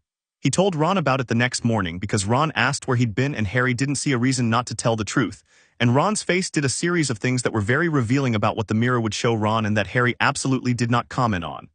I'd want to be head boy, Ron said finally, which was not what the mirror had shown him, Harry was fairly sure, but was what Ron had decided to say, which was its own kind of information. Harry let it stand. I want to go back, Ron admitted after another moment. I know, Harry said, don't. Yeah, Ron stared at the fire. Yeah, you're right. He picked up his chocolate frog. Dumbledore put it there, he said. Do you think he knows it moved? Yes, Harry said, so he knows you found it, probably. Ron bit the head off his frog philosophically. He's very weird, you know, for a headmaster. He's very good at what he does, Harry said. Those aren't the same thing. The change in Quirrell happened in January, not dramatically. It was more like a pressure change, the way weather changes before you can see it, when you can just feel that the air is different. Quirrell was more distracted after the holidays. The stutter was more pronounced in some lessons and absent in others, which suggested that whatever was managing the stutter was having variable success, which suggested that whatever was managing it was under strain. He lost weight visibly over 3 weeks. He smelled more strongly of garlic, which Harry had initially read as eccentric and now read as possibly functional. Certain strong-smelling substances had documented properties in defensive magic. And if you were hosting something you didn't want to host, you might be trying methods that came from books rather than experience. He was suffering. Harry recognized suffering the way you recognize something you've spent time studying, not academic recognition, felt recognition. The recognition of a person who'd watched someone he loved have bad nights and had learned what it looked like when the thing inside was bigger than the person carrying it. He felt something that was uncomfortably close to pity for Quirrell, and he thought about what Steve had said when Harry was 9, and a kid at school was being difficult in the specific way that came from being miserable himself. Understanding why someone hurts you doesn't mean you let them keep doing it. It means you know what you're dealing with. Both things can be true. So he understood Quirrell. He also didn't trust him, didn't soften his vigilance, and didn't mistake the man's suffering for safety. February, Harry confirmed the stone's location. He'd done it methodically, starting from what he knew something dangerous on the 3rd floor, Flamel, the stone, Voldemort's interest, and working toward what he needed to know, what specifically exactly was in place and what it would take to get through it. He'd found Hagrid at a moment when Hagrid was inclined to talk, which was most moments when someone was genuinely interested in listening, and he'd asked about magical creatures used in guarding situations, and Hagrid had, with the very specific pride of someone who knows a great deal about something and loves to share it, mentioned a Cerberus which was called Fluffy, which was apparently his on loan, which was more than enough. He told Hermione and Ron at dinner that evening. Ron said Fluffy.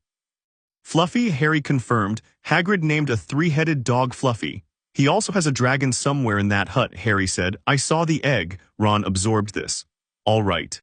Hermione had been sitting with a look on her face that was thinking with its coat on, which Harry had come to recognize as her highest gear. A Cerberus has one known vulnerability, she said. Music, you play music and it sleeps. It's in Fantastic Beasts and also in Ovid. She paused. So whoever goes through knows that. Quirrell knows it, Harry said, which means the other protections are where the real work is. She looked at him. We need to know what else is down there. I've been working on that. He'd spent 6 weeks in the library, cross-referencing the record of every professor at Hogwarts with documented expertise in protective magic, and he'd built a list. McGonagall. Sprout, Flitwick, Quirrell himself, which is either ironic or deliberate. Snape, he paused. Dumbledore. Ron had gone slightly pale. That's all of them. Almost all. It's layered. Each professor set their own protection, which means getting through requires knowing each one individually. Harry looked between them, or being someone who can improvise. Hermione's eyes narrowed. You've been planning for the possibility that we might have to go through it ourselves. I've been planning for it, yes, as a contingency. He met her eyes steadily. Not as a first choice. If Dumbledore's plan holds, nothing happens and we've lost nothing by being prepared. If it doesn't hold or if it moves faster than expected, we're ready, Ron said. He'd stopped being pale. Something in his face had settled into the particular look of a person deciding where they stood, and it was not a small decision, and his face knew it. I'm in, whatever it is. Harry looked at him. Don't look at me like that, Ron said. I know it's going to be dangerous. I'm not an idiot. He straightened slightly. I'm your friend, that's what it means, so I'm in. Harry looked at him for another moment, then nodded. That was Ron completely. No performance, no dramatics, just I'm in, just that's what it means. Okay, Harry said. Here's what we know so far. The night it moved was May. Harry knew it was moving before it moved, the way you know an argument is about to happen when the room's temperature drops 2 degrees and people stop making eye contact. Quirrell had been accelerating, more distracted, more absent from meals, more likely to flinch at sounds. Snape had been watching Quirrell with the watchfulness of someone who already knew the answer and was waiting for confirmation. The day before it happened, Harry intercepted a fragment of conversation between Snape and Quirrell in a corridor. Not by eavesdropping exactly, but by being very still in a doorway with his cloak folded over his arm in case he needed it. Snape was doing the talking, which meant Snape was pushing and Quirrell was the one being pushed. The words Harry caught were, "Major choice, the Dark Lord's patience is," and then they moved around a corner and were gone. He thought about that for a long time. Snape. The phrasing major choice. The implication that Snape's loyalties were not straightforwardly where they appeared. He added it to the picture and sat with what the picture now showed him, and what it showed him was, not tonight but possibly tomorrow, and possibly he'd be wrong, and possibly he'd do nothing about it tonight except make sure he was ready. He went back to the dormitory and opened Tony's notebook. He wrote down everything he knew in sequence, clean and ordered, the way Steve had shown him, situation, assets, variables, likely scenarios, response options. He wrote it out fully without shortcutting because writing it made it real in a way that thinking about it didn't quite achieve. Then he wrote a letter to Steve, a short one. I think it's happening soon, tomorrow maybe. I wanted you to know before anything happens, not after. I'm going in with a plan and with Ron and Hermione if it comes to it. I know you'd rather be here, I know. But by the time you could get here, it would be over one way or another, and I need you to trust me the way you've always said you did. I'm ready. You made sure of that, I'll write when it's done. Harry, he sent it with Faulkner and then lay down and closed his eyes and slept. He slept properly, the deep, complete sleep of someone who had decided what they were going to do and wasn't fighting it anymore. The next evening, Hermione appeared in the common room doorway with her hair wild and her bag on sideways and a look on her face that had moved past worried into something operational. Quirrell's gone, she said. He's not at dinner. His office is dark. Harry stood up. Now, Ron said, already moving for his bag. Now, Harry said. They took the cloak. It didn't cover 3 people perfectly. They were visible at the ankles. But the corridors at 8 p.m. on a Tuesday were thin of traffic, and Harry moved them through quickly, the particular quick step of someone who'd thought about the route and was now executing it rather than navigating it. 3rd floor, the corridor on the right. The door locked, which gave way to a Lohomora as easily as an apology. The smell hit first, warm, animal, enormous. Then the sound of breathing that was timed in 3 separate rhythms overlapping. Fluffy filled the room. 3 heads, each the size of a small car, all of them turning toward the door at the noise of it opening. Harry had a small flute. He'd bought it at Hogsmeade in March, spent 4 weeks learning to play one song on it. A simple low melody that had no particular virtue except that it worked, that he'd tested the principle of on a much smaller, much less immediately fatal creature in the forest at the edge of the grounds, with Hermione timing the sedation effect. He played it now without hesitation, steady, low, not performing calm but actually being it, and the middle head went first, then the left, then the right, one by one, the enormous bodies sinking to the floor like buildings settling, not fast, just inevitable. The trapdoor under Fluffy's right paw was visible. Harry nodded at Ron, who lifted the paw with a grunt and a levitation charm combined, and Hermione had the trapdoor up. Plants first, Harry said, remembering the sequence from his research. Devil's snare doesn't respond to struggling. Light, Hermione said immediately. It hates light. They dropped through. The plant was instant, thick, dark, winding around arms and legs with the purposeful grip of something that had been here a while and had opinions about visitors. Harry went still immediately, completely, the conscious, controlled stillness of someone whose body knew the difference between necessary movement and counterproductive movement, and Hermione produced a sunlight charm that made the plant recoil in a hissing, retreating mass. Ron had panicked for approximately 3 seconds before he remembered Hermione's "it hates light" and went still, and then they were all through. The key chamber was a large room full of blue light and the sound of wings, hundreds of keys hovering in slow, patternless flight above them, and below 7 broomsticks on the floor. 1 broom, 1 key, 1 door. Harry picked up the broom without discussion and kicked off. He'd thought about this too, naturally. What made a key unique enough to be the right one when there were hundreds? It would be the one that looked most used, most recently interacted with, the one that had been through the lock already and bore the mark of it. He was watching for flight pattern too, because the enchanted key that had already been through the lock once would have a slightly different energy than ones that hadn't, a barely perceptible urgency. He found it in 40 seconds. It had a bent wing. Quirrell had gotten through without being particularly gentle, which told Harry something about Quirrell's current state. He cornered it against the ceiling with the broom's nose 3 inches from the wall and grabbed it, and the thing struggled once and then was still. The door opened. The chess set was enormous, black and white pieces taller than any of them, standing on a board 50 feet across. Past the board was another door. The solution was obvious: chess, and they had to play, but who played and how was its own problem, because magical chess was not the same as chess, and the pieces moved with a violence that the game's name undersold. Ron looked at the board for 4 seconds. "I'll play," he said. "Ron. I've been playing since I was 3, Ron said, with the specific piece of someone who has identified the thing they're genuinely good at and is going to do it now. "You two get on, take a knight and a bishop, I'll be the king."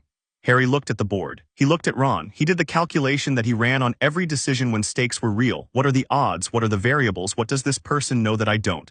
Ron knew chess. Ron knew it at a level Harry had seen at close range across a game board, the instinctive fluency of someone for whom the entire board was always visible. "Don't take unnecessary risks," Harry said. "Bit late for that general advice," Ron said, walking toward the king's square with his hands in his pockets. The game was not long. Ron played it the way he played Exploding Snap and the way he ate meals and the way he existed in most spaces, with complete, comfortable authority, without overthinking the texture of the moment or performing confidence he already had. He sacrificed pieces deliberately, efficiently, saying sorry once to a bishop who'd served well and got removed for it. And he set up the board in 6 moves and gave Harry the opening he needed. The white queen went for Ron's king and Ron took the hit, sidestepped most of it, not quite all of it, went down 1 knee from the force of it, and Harry was already moving toward him before he'd consciously decided to move. "I'm fine," Ron said through teeth that were clenched against what was clearly not fine. "Go, it's open, I'm fine. You're going to need the hospital wing." "I know." Ron looked up at him. The king was still on the board. Technically, Ron was still in the game, which meant it was won. "Harry, go." Harry held his gaze for a moment. Then he squeezed Ron's shoulder once hard and stood up. The troll's chamber was empty, already dealt with, which was its own interesting data point, and then there was the potions room, 7 bottles, a logic puzzle on a piece of parchment that Hermione solved in 4 minutes with the focused pleasure of a person given exactly the task they were made for. She looked up from the parchment with the solution. Forward is the small round bottle on the right. Backward, the way back, is the second from the left. She looked at Harry. There's only enough of the forward bottle for one person. You go back, Harry said, get Ron to the hospital wing, then get a message to Dumbledore. Harry, Hermione, he looked at her directly. You've done everything right, this last part is mine. He picked up the small round bottle. I'll be okay. She looked at him the way smart people look at things that might not be entirely within their control and have to decide whether to fight that or accept it. Then she said, don't die, with the tone of someone giving an instruction she expects to be followed.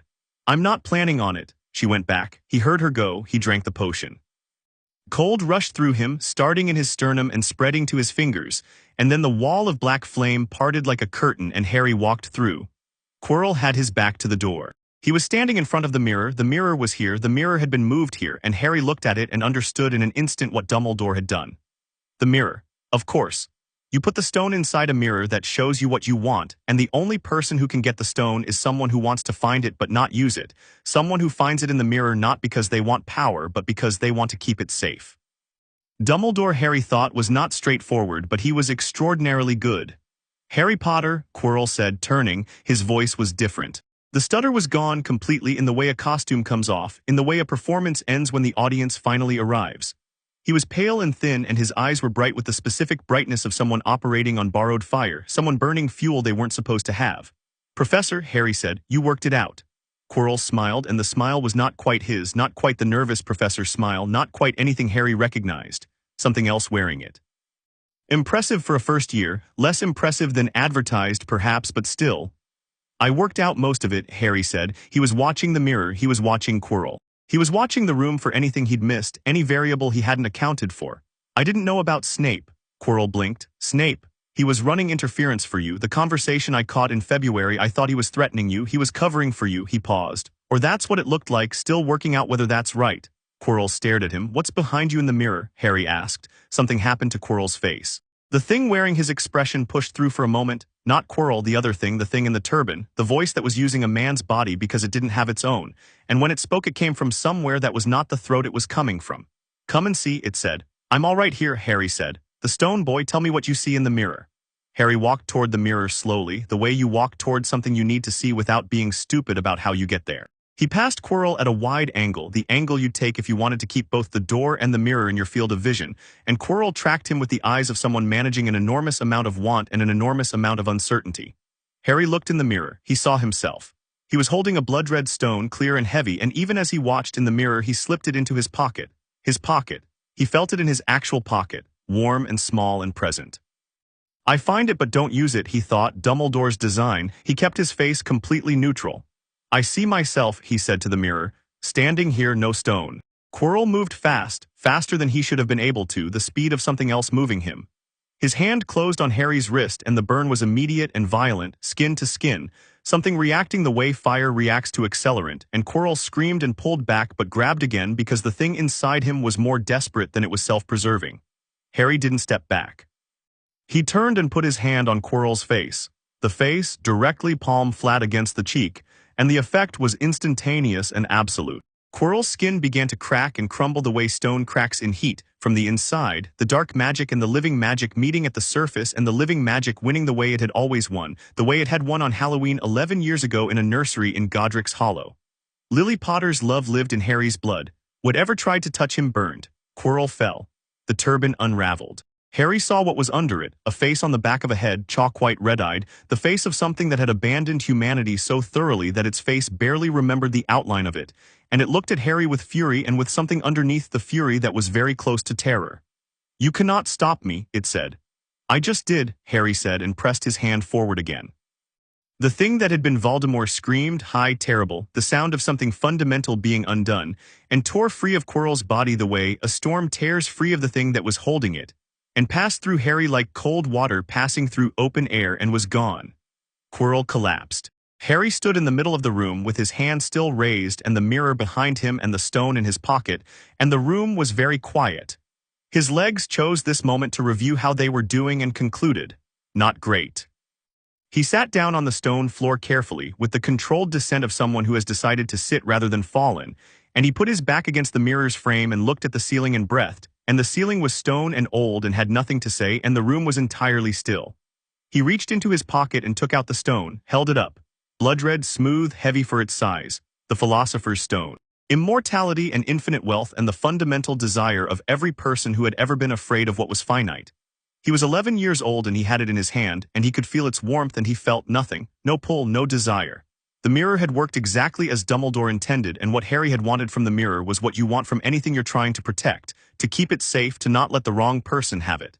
He put it back in his pocket. Quirrell was breathing barely, and Harry moved to him without thinking about it, because Quirrell was a person, whatever he'd chosen to do, whatever had used him, and he was breathing and in pain.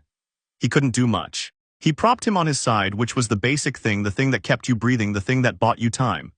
"I'm sorry," he said to Quirrell, to the man who'd been scared of something and then been taken over by it, to the person who'd maybe had plans once before all of this. Quirrell's breathing was terrible. His skin where Harry had touched it was white and wrong. "He came to me," Quirrell whispered barely. "Said great things." "I know," Harry said, because he did. Because Steve had taught him that people who do terrible things are almost never people who set out to do terrible things. They're people who wanted something and found someone who told them they could have it for a price. And the price always sounded reasonable right up until it wasn't. "I know." He didn't know how long he sat there. The cold of the stone floor went through his robes gradually, and the torch in the wall burned steadily, and somewhere above him was a school full of people who didn't know what had happened tonight. And he sat there with the stone in his pocket and his hand on Quirrell's shoulder and waited, because there was nothing else to do, nowhere to go until someone came, and he was not going to leave the man alone with nothing. Dumbledore came through the black flame and stopped. He looked at Harry. He looked at Quirrell. He looked at the mirror, which now showed only what was in front of it, a first-year boy, a dying man, a room full of spent violence. "Harry," he said. "He's in bad shape," Harry said, nodding at Quirrell. "He needs the hospital wing." "Yes." Dumbledore crossed the room and crouched beside Quirrell with the care of a very old man who had seen many things he wished he hadn't. He looked at him for a long moment. Then he looked at Harry again, and his expression was something that Harry didn't have a name for, not guilt, not relief, something that had the weight of both and the shape of neither. "The stone," Dumbledore said. Harry reached into his pocket and put it in the old man's hand. Dumbledore looked at it for a long moment, then he closed his fingers around it. "You're all right," he said. "Yes." Harry paused. "Snape." Dumbledore went very still. He was covering for Quirrell, or at least that's what it looked like, running interference, keeping me from looking too closely, maybe buying time. But the other thing it could look like is someone who knew what was happening and was trying to slow it down without being able to say so directly. He held Dumbledore's gaze. "Which one is it?" The silence stretched in the way silences stretch when the person inside them is deciding something. "The second," Dumbledore said. Harry nodded. He'd thought so. He'd thought so for a while, but thinking so and having it confirmed were different things, and the confirmation settled something that had been unsettled. He added it to the picture, recalibrated, and set it aside. "There are things," Dumbledore began, "that I should perhaps have." "I know," Harry said. "We'll talk about it, but not right now." He looked at Quirrell. "Right now we should get him upstairs." Dumbledore looked at him for a moment with the expression he'd had in the nursery of a destroyed house in Godric's Hollow. The expression of a man who had just been shown something he thought he'd lost. And he said nothing, which was the kind of nothing that said everything it needed to. He helped Harry to his feet with one hand and kept hold of it longer than strictly necessary, and Harry, who understood this and did not make it awkward, let him. They went upstairs. The hospital wing at 2 in the morning had the particular quiet of places where serious things have been done to people, and the people are now in the business of recovering. Harry was in a bed by the window. Madame Pomfrey had found 5 things wrong with him, including 2 things he hadn't noticed himself, which was mildly embarrassing. And Ron was in the next bed with his arm in a sling and his face in an expression of someone working out how to position this experience for maximum narrative impact when he told his brothers about it. Hermione was sitting in the chair between their beds. She'd already been checked and cleared, already sent a message to Dumbledore, already extracted as much information from Harry as he'd had the energy to give. She was now simply there, which was the particular excellence of Hermione Granger in a crisis. She did everything that needed doing, and then she stayed. "You touched him," she said. "It wasn't quite a question." "Yes, and it worked." "Yes," she processed this. "Your mother's protection, the blood magic." "Apparently," Harry looked at the ceiling. "I didn't know for certain it would work. I knew the theory, but theory and actually putting your hand on someone's face, those are different." "Were you scared?" He considered being honest versus kind and decided they were the same thing. "No," he said. I was paying attention. Which is different from not being scared and also different from being scared. It's just what there's room for in the moment. Ron said from his bed without opening his eyes. That's very enlightening and also slightly alarming, and I mean that as a compliment. Take it as one, Harry said. Hermione leaned back in her chair and crossed her arms over her chest in the way she did when something was resolved, and she was letting it be resolved rather than keeping it open. Outside the hospital wing windows, the night was full of early stars. Harry reached into his pocket. The stone was gone, Dumbledore had it, but there was still the compass which he'd had in his pocket since Christmas morning, the small weight of it familiar by now, the engraving worn smooth from handling. True north always. He put it on the windowsill beside his bed where he could see it and lay back and listened to Ron's breathing slow into sleep and watched Hermione's eyes grow heavy over her book and let the night do what the night was for. He'd need to write to Steve. He'd promised. He'd write in the morning, when he had the words for it and wasn't operating on the specific fuel of a situation that had just closed. For now he lay there and felt completed. Not finished, not done, not safe, because none of those things were permanently true and he was old enough to know it. But completed the way the first movement of a longer piece of music completes, the way the first chapter of a long book turns its last page with the specific fullness of something done properly that is also clearly not the end. True north. He closed his eyes. Chapter 5. The conversation Steve didn't plan for. He slept for 14 hours. Madame Pomfrey woke him at 4 in the afternoon with the brisk efficiency of someone who had decided that 14 hours was exactly enough and not a minute more. And Harry surfaced from sleep the way he usually did, completely, no gradual assembly of consciousness, just asleep and then not asleep, which Steve had always said was a gift, and which Harry had never thought about because it was just how waking up worked. Ron was already awake and eating. His arm was out of the sling, which Madame Pomfrey had apparently approved sometime in the morning, with the caveat that he wasn't to do anything stupid with it.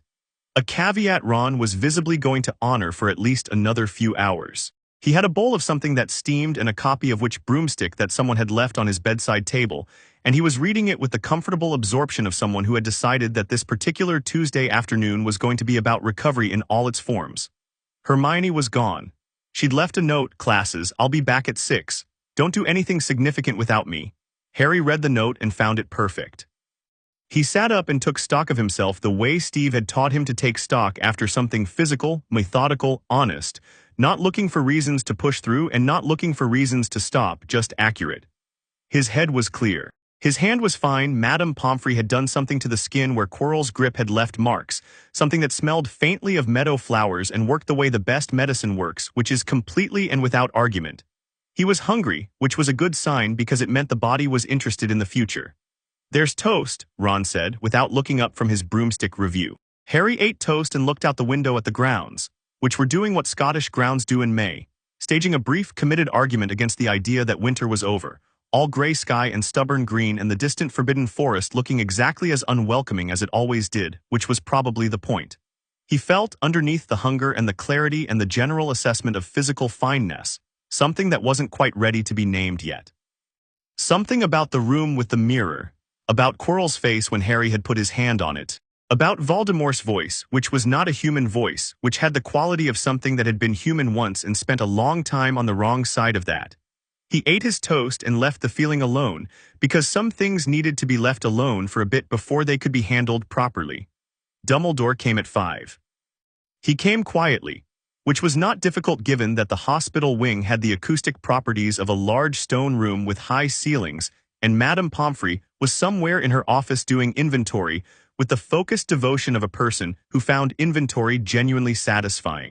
He came in with a small paper bag that turned out to contain sherbet lemons, which he offered to Harry with the seriousness of a person performing a ritual, and Harry took one because it seemed important. Ron appeared to have developed a sudden deep interest in which broomstick. Dumbledore sat in the chair Hermione had occupied, which had been pulled close to Harry's bed and never moved back, and he folded his hands over his knee and looked at Harry with the expression he'd had in the underground chamber, the one Harry still didn't have a name for. "How are you feeling?" Dumbledore asked. "Fine," Harry said. Then, because Dumbledore deserved honesty, processing. "Yes," Dumbledore nodded as if he'd expected this. "That seems appropriate." Harry waited. He'd learned with Dumbledore specifically that waiting was often more productive than asking because Dumbledore had generally already decided what he was going to say and the process of arriving at it was his own, and hurrying it produced shorter answers than letting it run. "Quirrell," Dumbledore said finally, "died this morning." The ward was quiet. Ron had turned a page and hadn't turned it back. "How?"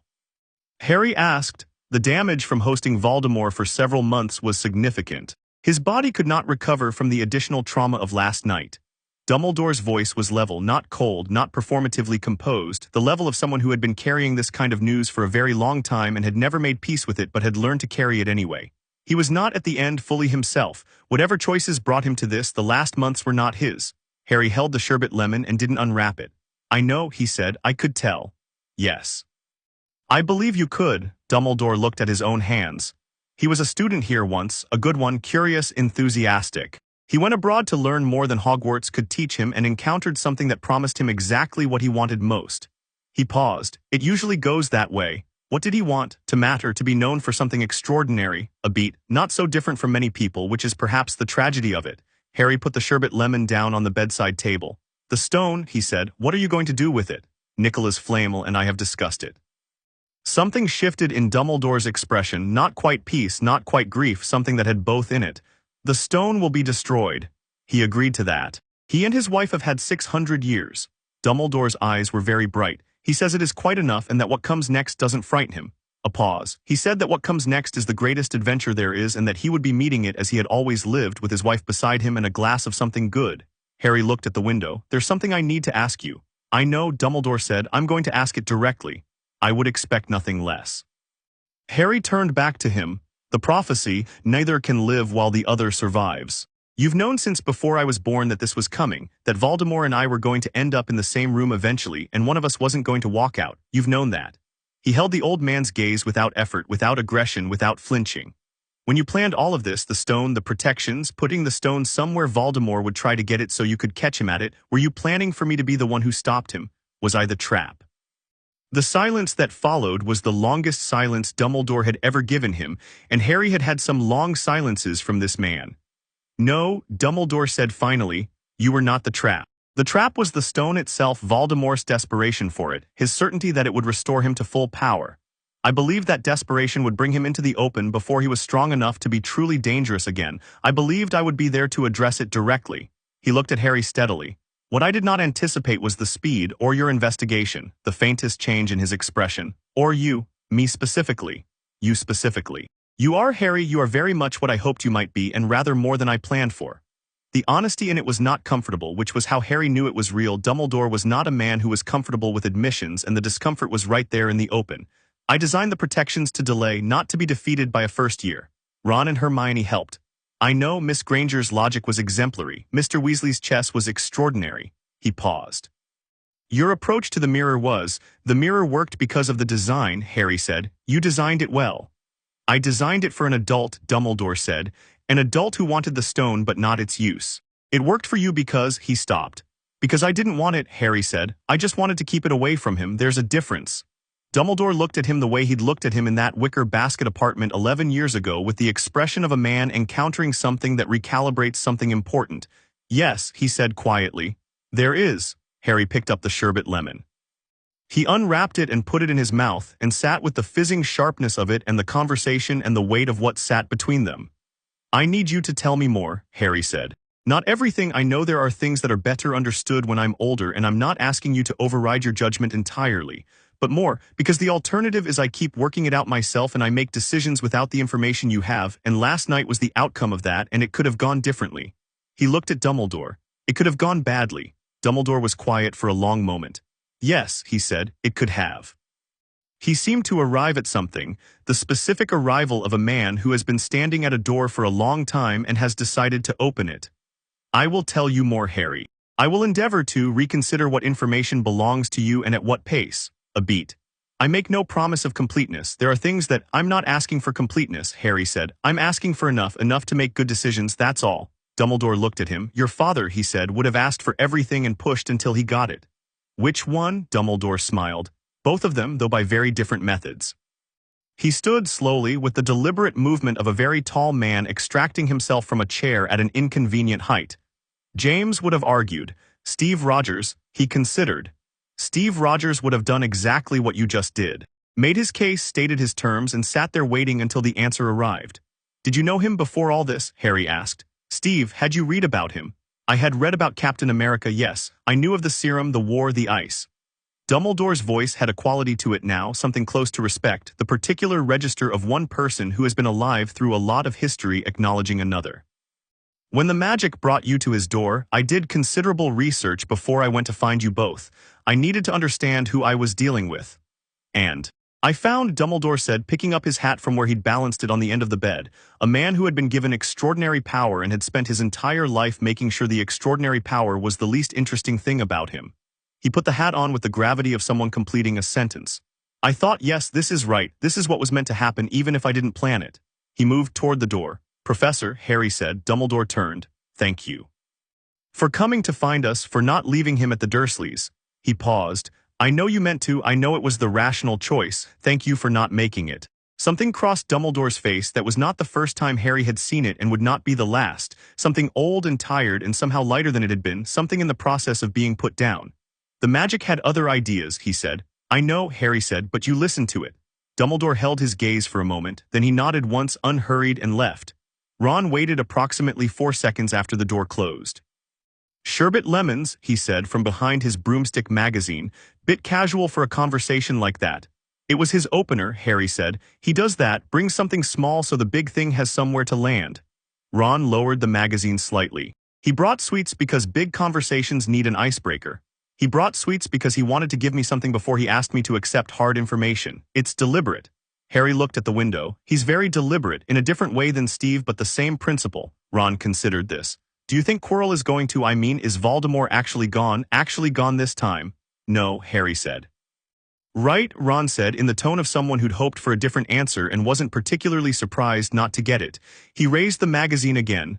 Well, at least we've got the summer. Steve arrived the next morning. Harry had not told him to come. The letter he'd sent on the night before the confrontation, I think it's happening soon, had traveled, and Steve had read it and Steve had come. He hadn't sent a letter back saying he was coming because he wasn't someone who announced arrivals that were already decided, and he'd apparently contacted Dumbledore directly about access, because he was in the entrance hall at 9 a.m. with no fanfare and the expression of a man who had been doing a very specific version of fine for the last 2 days, and was now looking at his kid in the flesh, and was not entirely fine anymore. Harry came down the main staircase and found him standing in the entrance hall looking up at the enchanted ceiling, which was doing a dramatic impression of early morning Scottish cloud, and doing it beautifully. Steve was in civilian clothes, a jacket and dark trousers, and he looked exactly like himself, which was something that was easy to forget could be extraordinary, how completely this specific man occupied his own shape.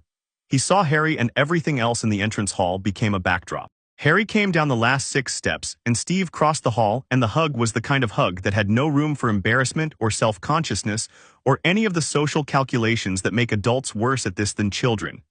It was immediate and complete, and Harry went into it with his face against Steve's shoulder, and his arms as far as they'd go around a person who was built like a building. And Steve's grip was the grip of someone who had spent 2 days being very competent and was now able to be something else for a minute. They stood there in the entrance hall for a while. Portraits watched with varying levels of discretion. A cat that appeared to be McGonagall's walked across the far end of the hall with the specific dignity of a creature that had seen it all before. You're okay? Steve said. Not a question, not checking. A statement the way you state a thing you need to say out loud to finish believing it. I'm okay, Harry said. Steve pulled back and held him at arm's length the way he did when he wanted to actually look at him, which Harry had been receiving since he was approximately 2 years old, and which he had never found anything but exactly right. He looked at the hand, at Harry's face, at the quality of him, the specific assessment of someone who knew this person completely and was reading the current state against a very detailed baseline. 14 hours of sleep, Harry offered. Good. Steve looked at the hospital wing landing above them. Ron and Hermione. Ron's arm is fine. Hermione wasn't hurt. He watched Steve process this. I told them you'd want to thank them. I do. Steve released his shoulders. He looked around the entrance hall with the same attention he'd given the ceiling, taking it in properly the way he did new spaces. This place, he said, yeah, it's extraordinary. I know, Steve looked at him. I want the full briefing, everything from the beginning, not the letter version, all of it. I know, Harry said. Can we eat first? I'm still in the eating phase of recovery. The hospital wing there's food here, but Madame Pomfrey's at the end of her professional patience with me and I want to eat in the Great Hall. He looked at Steve. Will you eat in the Great Hall? Steve looked at the doors. There are students in there. Yes, about 60 who stayed for the end of term. They're not going to be weird about it. He paused. Well, they'll be very interested, but no one's going to do anything alarming. This coming from someone who touched Voldemort's face. In my defense, it worked. Steve's expression did something complicated and then settled. Let's eat, he said. The great hall went very still when Steve Rogers walked into it, which Harry had anticipated, and then went back to its own business with the admirable adaptability of people who live in a magical castle and have recalibrated their threshold for remarkable things accordingly. A few students stared openly. One second-year Hufflepuff dropped a fork. At the Gryffindor table, two third-year girls had a very rapid, whispered conversation, and then appeared to reach an agreement about how to be normal. Harry sat down and Steve sat beside him and they ate breakfast, and Harry began the full briefing, and Steve listened the way Steve always listened, completely without interruption, tracking everything, his face doing nothing that revealed what he was doing with the information until he'd taken it all in. Harry told it from the start. The first week, Quirrell, the feeling in Dada, the mirror, the snitch, Hermione and the stone connection, Ron's chess. The chamber, all of it, the devil's snare and the keys and Hermione's potions logic problem and the mirror and Quirrell's face when he turned around and the hand and the burn and what Voldemort's voice had sounded like coming out of a borrowed throat. He told it straight. No drama, no minimizing, no strategic omissions. Steve deserved the real version, and giving anyone else the real version was actually practice for giving it to Steve. When he finished, Steve ate a piece of toast without speaking for a moment. The hand, he said, yes, you knew the theory, the blood protection. Yes, but you didn't know if it would work at direct contact. Harry held his gaze. But it was the best option available given the situation. Quirrell couldn't get to the stone directly, the mirror's design meant he needed me to tell him what I saw in it, and I wasn't going to do that, and physically I couldn't hold him off indefinitely without the wand advantage, and he paused. He was being driven by something that didn't have a survival instinct, something that only had want, which means it would keep coming. He looked at his hand. So I stopped it. Steve looked at his hand too. I'm not going to tell you that was wrong, Steve said. I know, I'm not going to tell you it wasn't dangerous.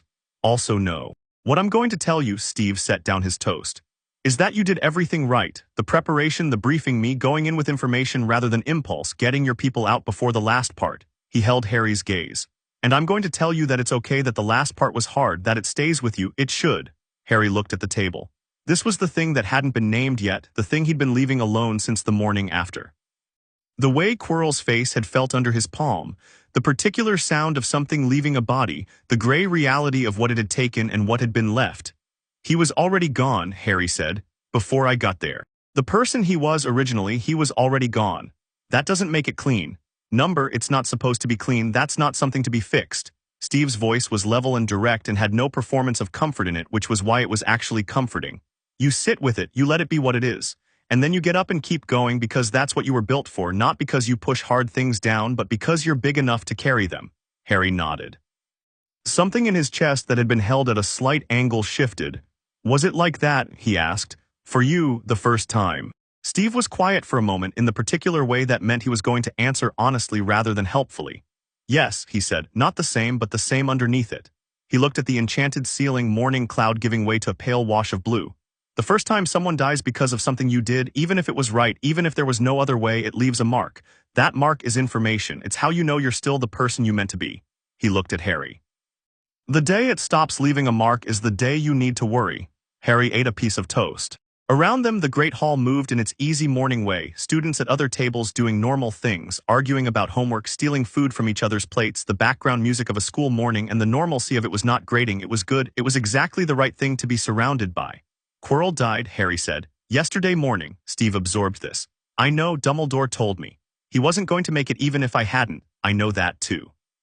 Steve's voice was firm and clear. Harry, you know that? Yes.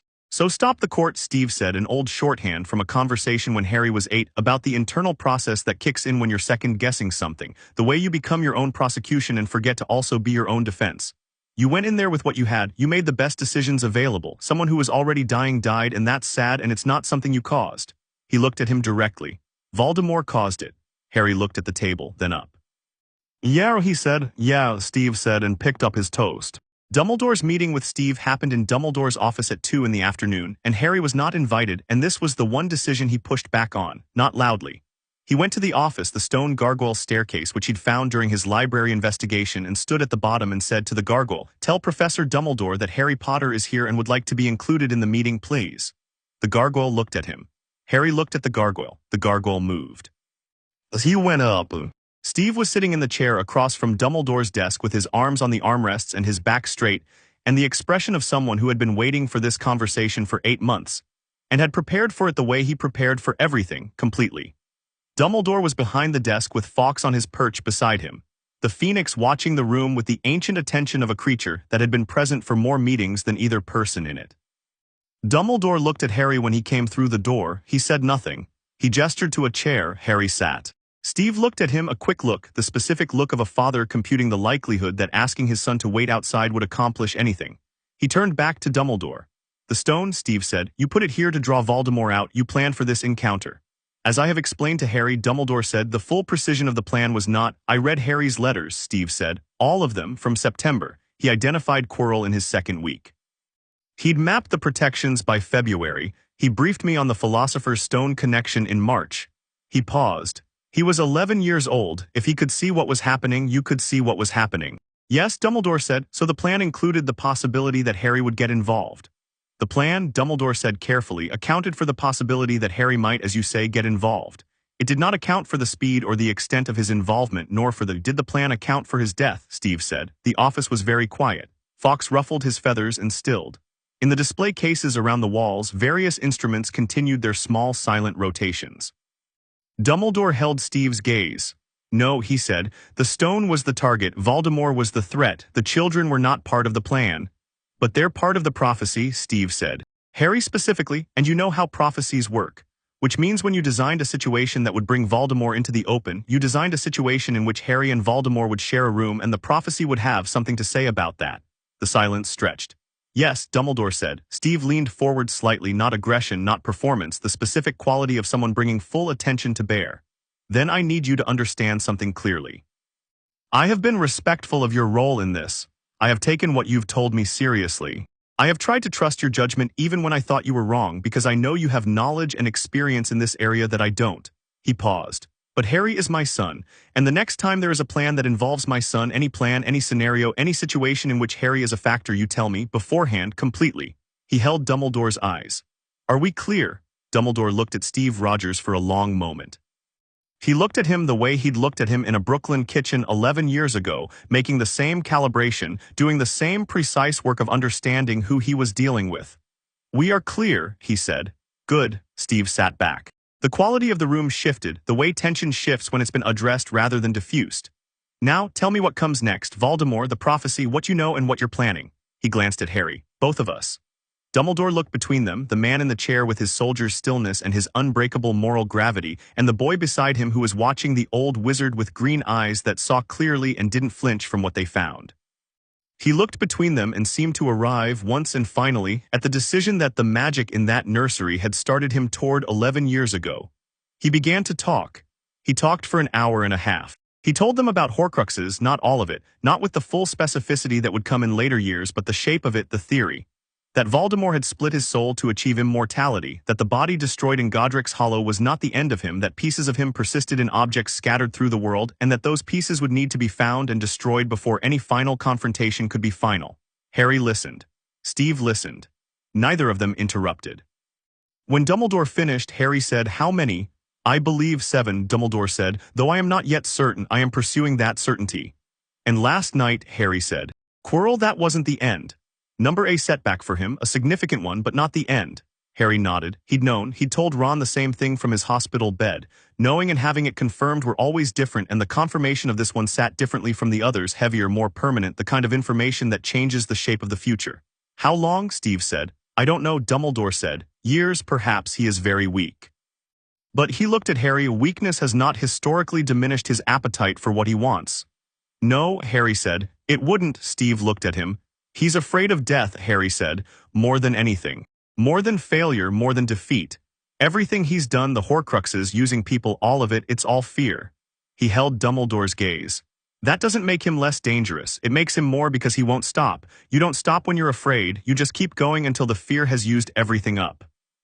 Dumbledore looked at him with a quality of attention that was not his teaching attention or his strategic attention, but something rarer, the look of a man encountering a mind doing something impressive in real time.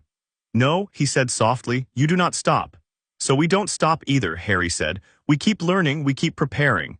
He glanced at Steve. "And we stay ahead of it." Steve looked at his son for a moment, then at Dumbledore. What does he need to learn beyond what Hogwarts teaches? They spent another 40 minutes on this. It was in some ways the most productive part of the conversation, moving from what was true to what needed to happen, which was where Steve was always most comfortable. Dumbledore spoke to magical education, to what the next years at Hogwarts would cover and what would be outside the standard curriculum. Steve listened and asked precise questions and made a list on a piece of parchment Dumbledore provided, in handwriting that was small and exact and would look exactly like his briefing notes if you were Fury and had spent years reading them. At the end, Steve stood and shook Dumbledore's hand, not warmly, not coldly. The handshake of two people who had reached an understanding after a hard conversation and were willing to hold it. Harry stood too. He looked at Dumbledore. "The other Horcruxes," Harry said, "when you find them you tell me." "Harry, you tell me," he said, not demanding, not performing authority, just clear. The clarity of someone who had earned the right to the statement and knew it. "That's the agreement." Dumbledore looked at him, a long, considering look, then, "Yes, I will tell you." "Thank you," Harry said and meant it and left. In the corridor outside the gargoyle, Steve walked beside him in silence for a moment, then he said, "Horcruxes." "Yeah, 7, maybe." Steve was quiet for another corridor's worth of walking. "We need Tony to look at this." Harry almost laughed. "You're going to tell Tony Stark about Horcruxes?" "I'm going to tell Tony Stark there are objects of significant dark magical power scattered through the world that need to be located and destroyed, and I'm going to ask him what framework he'd apply to that kind of search, and he's going to spend 3 weeks building something and come back with answers." Steve glanced at him. "You think that's wrong?" "I think it's exactly right," Harry said. "I think Dumbledore is going to have opinions about it." "Dumbledore can have opinions about it." Harry looked at Steve. There was something in his face, not anger, the residue of it, the long exhale of someone who had held something controlled for the length of a meeting and was now on the other side of it. "Are you okay?" Harry asked. Steve was quiet for a moment.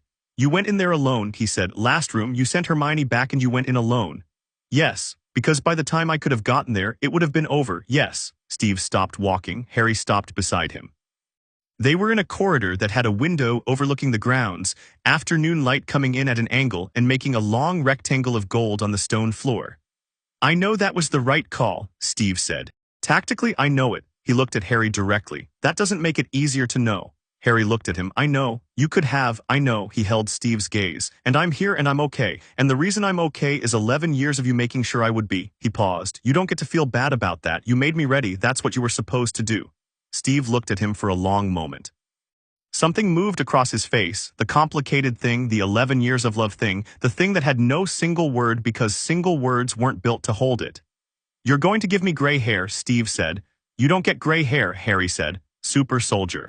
"Then you're going to invent a new biological process specifically to give me gray hair," Harry grinned. "Probably." Steve's mouth tugged at one corner in the way it did when he was fighting a smile and not winning. Then he started walking again and Harry walked beside him, and the afternoon light moved with them down the corridor toward whatever came next. That evening in the Gryffindor common room, with the fire going and the term winding down around them in the way the last week of school winds down, loose-limbed, nostalgic before it's even over, full of the particular lightness of survived things, Harry, Ron, and Hermione sat together in the corner that had become their corner somewhere around October, and had stayed their corner without anyone officially declaring it. The way things become yours when you inhabit them fully. Ron was eating something he'd saved from dinner, which was a Weasley capacity Harry genuinely admired. Hermione had a new book. She checked out 3 more from the library before it closed for the term, which felt exactly right. Harry had Tony's notebook open on his knee, but he wasn't writing in it. He was thinking. "What's next year going to be like?" Ron said. "Different," Harry said. "Better or worse?" "Complicated," Hermione said from behind her book. "We know more than we did. We also know more about what we don't know." "That's not really an answer. It's a precise answer." Ron looked at Harry. Harry looked at the fire. "Voldemort's not gone," Harry said. "He'll be back, not next year probably, but eventually." He looked at Ron. "Which means next year and the year after and however many years it takes, we keep going. We learn more, we get better, and when it's time we're ready." Ron was quiet for a moment. "We," he said. "We," Harry confirmed. Ron nodded slowly. He had the same expression he'd had at the chessboard, the expression of a person who has located the thing they're good at and the place they're supposed to be. "All right," he said. "Yeah, we." He ate the rest of his saved food with the philosophical ease of someone who has made a decision and is comfortable in it. Hermione lowered her book enough to look at both of them. Her expression was complicated and warm, and she closed the book entirely, which was significant. "I wrote to my parents," she said. "I told them not everything, but enough." She paused. "My mum said that whatever I'm involved in sounds important and that she trusts my judgment and that she wants to meet Harry properly this summer." She looked at Harry with an expression that was trying not to be nervous about this and mostly failing. I told her about you. She has questions. What kind of questions? Harry said. The kind a mother asks when her daughter writes home frequently about one person in particular. Ron made a sound into his food. Tell her I'd like to meet her, Harry said, and that she can ask whatever she wants. Hermione studied him. You're not embarrassed. Should I be? Most people would be. I spent my formative years being discussed by Nick Fury and Tony Stark, Harry said. Someone's mum with reasonable questions is not going to embarrass me. Hermione looked at him for another moment, and then she smiled, the full one, the one that didn't appear very often, but when it did had the quality of something genuinely meant, no performance in it. Good, she said, and opened her book again. Outside, the Scottish evening came down over the grounds in long blue shadows, and the forbidden forest went dark at its edges, and the lake held the last of the light on its surface like it was keeping it for later. Inside the common room, the fire said what fires say, and 3 11-year-olds who had already done more than most people do in a lifetime were given the gift of an ordinary evening, and they took it with both hands. Steve stayed 2 days. He met Ron properly. Ron was initially enormously overwhelmed and then completely at ease within approximately 20 minutes, which was the Ron Weasley method and also probably the correct response to Steve Rogers specifically. He met Hermione, and Hermione's handshake was precise, and her first question was about his experience with tactical assessment under incomplete information.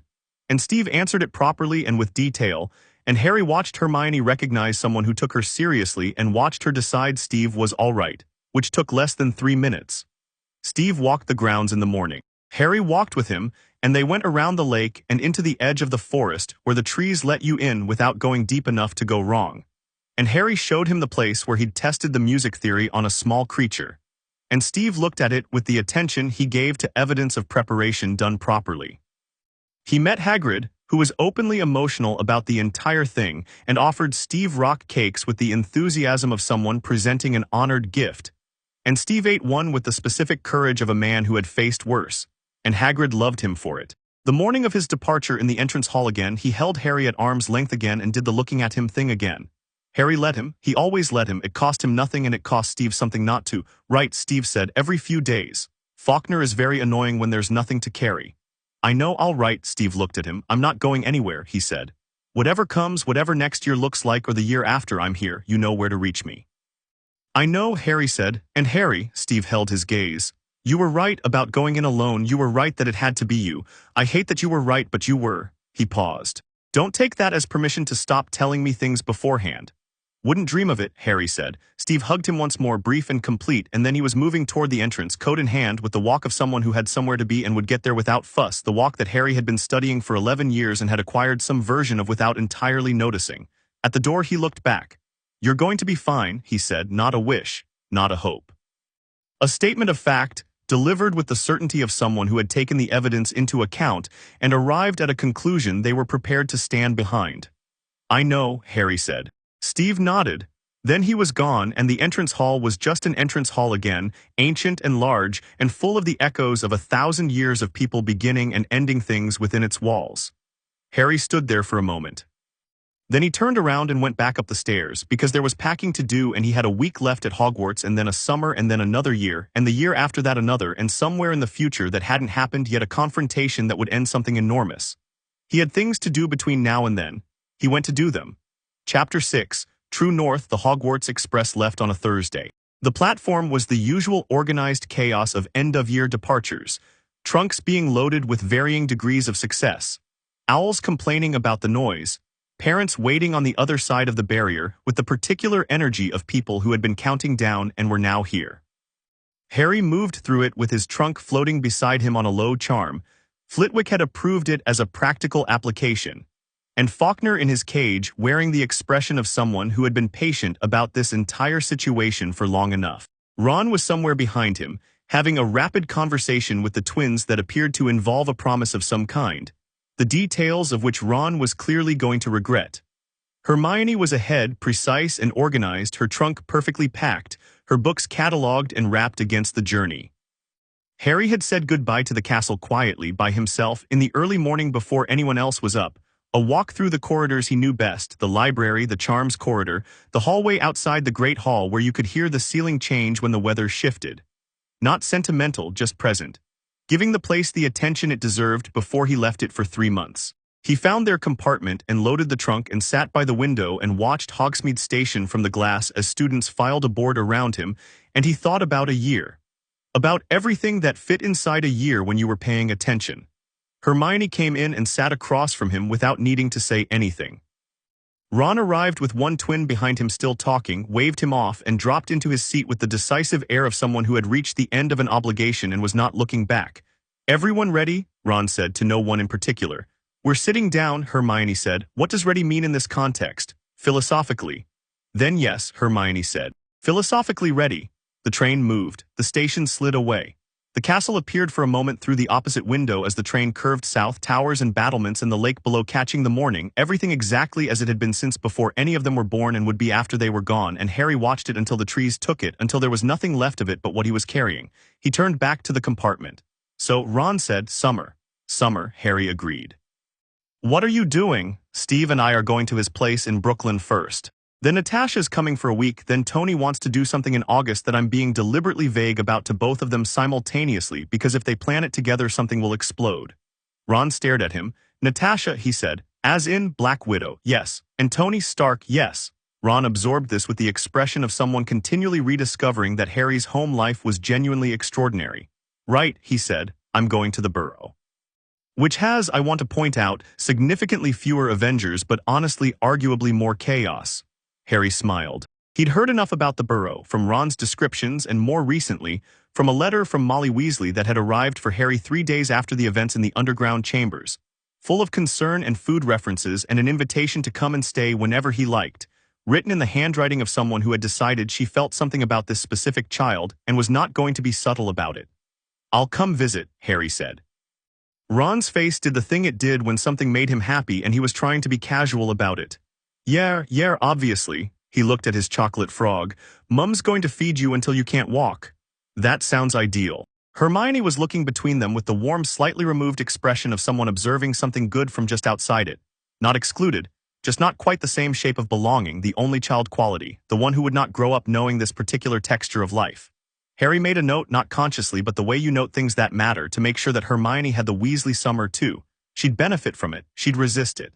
Both things would be true and neither would matter in the end.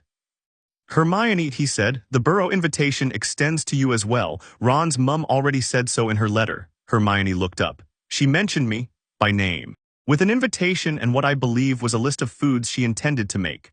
Hermione opened her mouth, closed it. Something in her face did a small, private thing. "I'll ask my parents," she said in the tone of someone whose parents were going to say yes.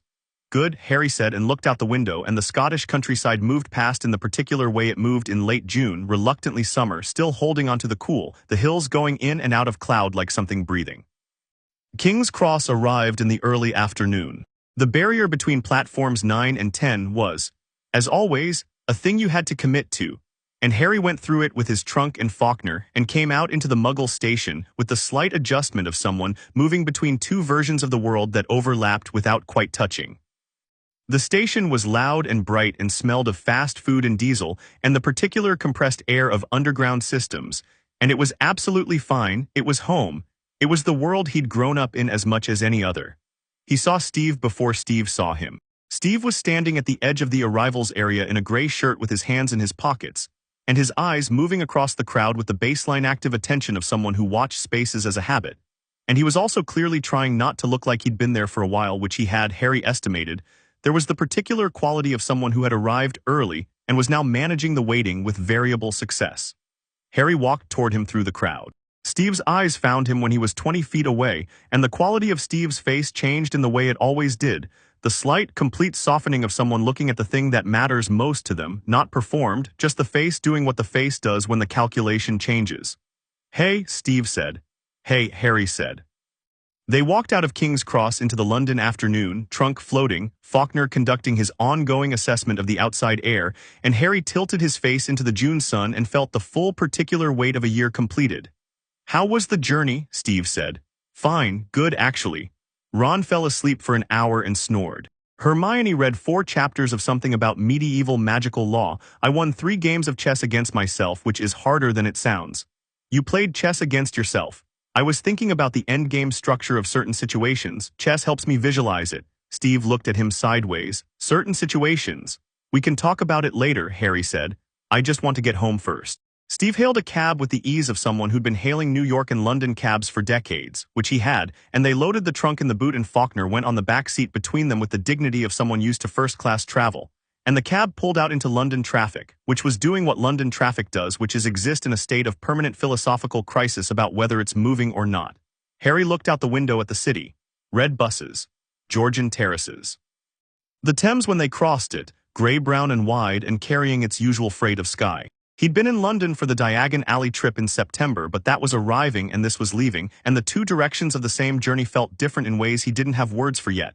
What did Dumbledore say, Steve asked, when you left? He gave me a list of recommended summer reading.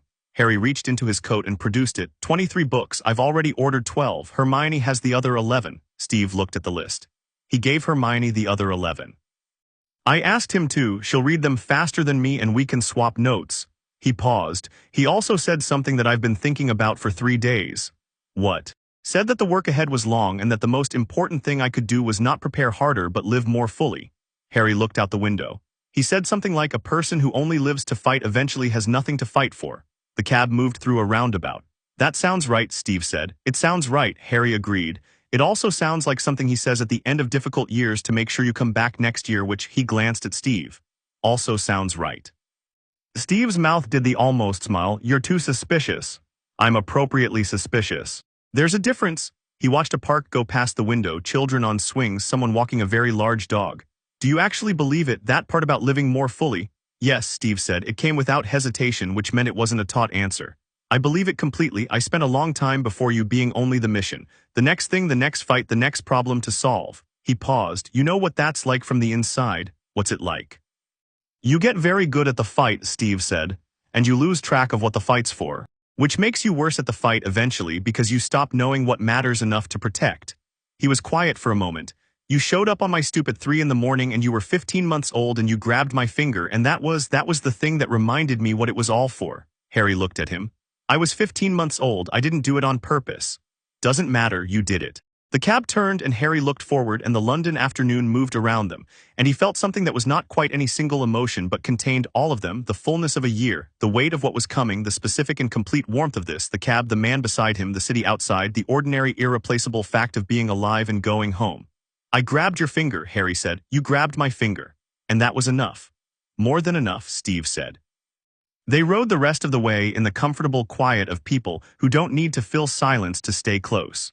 Brooklyn in June was itself hot already, the particular city heat that came up from the pavement as well as down from the sky. The bodega on the corner doing good business in cold drinks. The neighborhood operating in the loose-limbed way it operated in summer. More people outside, more sound. The particular urban life of a place that knew how to use good weather. The apartment was exactly as Harry had left it. This was another Steve thing. The apartment didn't shift when Harry was away. Nothing was reorganized or updated or made to feel less like him. His room was his room. Faulkner's perch was in the window where it belonged. The physics books he'd left in a stack on his desk were in the same stack in the same order. The kitchen smelled the way it always smelled. The combination of the building's age and whatever Steve had cooked most recently and the faint cedar of the furniture that had been in the apartment since 1943 and apparently was not interested in being replaced. Harry stood in the middle of his room and looked at it and let it land. He'd been away 9 months. It felt like 3 years and it felt like a week simultaneously, which was something he suspected would be true of every return from Hogwarts. The compression of 2 different time streams, 2 different selves that were actually one self running in parallel, needing a few days to catch up with each other. He unpacked methodically. He put his Hogwarts things in the section of his wardrobe that had been designated for them, robes, spellbooks, potions, equipment. He put Tony's notebook on his desk and looked at it and thought, not today. Today was not a writing day. Today was a sitting in Brooklyn day. He went into the kitchen and found Steve already making something pasta, the same recipe he'd made for the last 10 years, reliable and good in the way reliable things are good because they're reliable. Need help? Harry said. Stir that, Steve said, gesturing to a pot. Harry stirred. They made dinner together in the kitchen, and the kitchen window was open onto the fire escape where the late afternoon sun came in at an angle and made everything golden. And the sound of the city came with it. A bus, someone's music, the particular irreplaceable sound of a Brooklyn street in June. Faulkner had already taken up position on the fire escape railing and was doing his evening assessment of the neighborhood, which he performed daily with great seriousness. Tell me about Ron, Steve said. All year, not just the chess game. Harry told him. He told him about Ron at breakfast, about Ron's relationship with exploding snap and chocolate frogs, and the specific encyclopedia of Quidditch statistics that lived in Ron's head and came out on request. He told him about the night they'd been up until 2 a.m. in the common room debating whether the Chudley cannons had peaked or were in a building phase. And about the time Ron had stood up in the middle of the Great Hall and explained to Draco Malfoy at some volume why certain ways of speaking to certain people were not going to fly anymore, and about the look on Malfoy's face during that conversation, which had been complicated and worth watching. What happened after? Steve said. Malfoy walked away, Harry said. He didn't retaliate, he didn't go to his house prefects. He just walked away, and the next time Ron and I were in the library he sat 2 tables over and didn't say anything antagonistic. He stirred the pasta. He's working something out, Draco Malfoy, I don't know what yet. Worth watching. That's what I said, that's what I keep saying about him. He paused. He sent me a letter, actually, end of term, very short. It said, I've been thinking about what you said in the library, that's all. What did you write back? I haven't yet. I'm thinking about what's worth saying. He looked at the pot. There's a version of Draco Malfoy that becomes something useful. There's a version that doesn't. Which one it is depends partly on him and partly on the people around him, and right now the people around him are mostly the ones who have been shaping the bad version. He paused. I'm not going to invest in someone who doesn't want to change, but I'm not going to close the door before I know which version I'm dealing with either. Steve glanced at him. That's generous. It's practical, Harry said. He's smart, he's well-connected, and he has access to information I don't. And if there's actually a person in there worth knowing, which I think there might be, then the door being open costs me nothing and might matter later. He looked at Steve. Is that cold? No, Steve said after a moment. That's clear-eyed. He paused. Keep the door open, keep your eyes open while you do it. That's the plan. They ate on the fire escape because the kitchen was warm and the evening was better, plates on their knees, Faulkner redistributing himself to Harry's shoulder with the proprietary air of an animal reclaiming a perch that had been unavailable for an unreasonable amount of time. The city did its evening things below them, the bodega's lights coming on, a group of kids chasing each other around a parked car. The particular colors of late June sunset over rooftops that had been watching the same colors for 100 years. Natasha's coming Tuesday, Steve said. Good, I want to show her Tony's aerodynamic sketches. She'll find the flaw he missed. There's a flaw he missed. There's always a flaw Tony misses. He's brilliant at the macro and sometimes skips the micro. Natasha's the opposite. He ate a piece of pasta. They're better together, that's why you work well as a team. Steve looked at him. When did you figure out team dynamics? About age 8. After the second time, Tony and Natasha disagreed about a mission approach and you had to mediate, and the mediated version was actually better than either of theirs. You were 8 years old. You took me to the debrief. I didn't take you to the, Steve paused. You snuck in. I sat in the corner, no one noticed. Steve stared at him. No one noticed because we thought you were home. Natasha knew, Harry said. She brought me a sandwich halfway through. He ate another piece of pasta. She's always known. Steve looked at the city with the expression of a man processing several things simultaneously and arriving at the conclusion that most of them were approximately fine. I'm going to talk to her about that. She'll deny everything. She'll deny everything, Steve confirmed, with the specific resignation of a man who had been dealing with Natasha Romanoff for years and had made a kind of peace with the asymmetry of information. Harry leaned his chair back against the fire escape railing and looked at the sky, which was doing violet and orange and the particular clear blue that only existed for about 20 minutes at this hour in summer, the kind of blue you felt in your chest. Faulkner shuffled on his shoulder and then stilled. He's thought about the year, about Quirrell's face in the mirror and the stone and the black flame, and sitting on the cold floor with his back against a mirror that showed you what your heart wanted most. He thought about Ron on the chessboard taking a hit and saying go without flinching. About Hermione solving the potions puzzle with the focused pleasure of someone given exactly the task they were built for. About Dumbledore's office and Steve's handshake, and the way the old man had looked between them at the end of it. He thought about the Horcruxes, 7 maybe, scattered, each one a piece of something that had chosen to be broken rather than mortal. It should have felt like the premise of something impossible, and it felt like work. Like something that needed doing over time with the right preparation and the right people and the particular persistence that Steve had called once the most important quality a person could have. Not strength, not brilliance, just the refusal to stay down. I need to learn more magic, Harry said, beyond the curriculum. I know, Steve said. I talked to Dumbledore about it. What did he say? He agreed. He's arranging independent study access to parts of the library you apparently weren't supposed to get into this year. Steve paused. He mentioned you'd found a way in anyway. The restricted section has a surprisingly manageable lock. For someone who's been picking locks since age 9, You shouldn't have made that a training exercise if you didn't want me to apply it broadly. Steve's expression did the complicated thing where he was right and wrong simultaneously and was acknowledging both.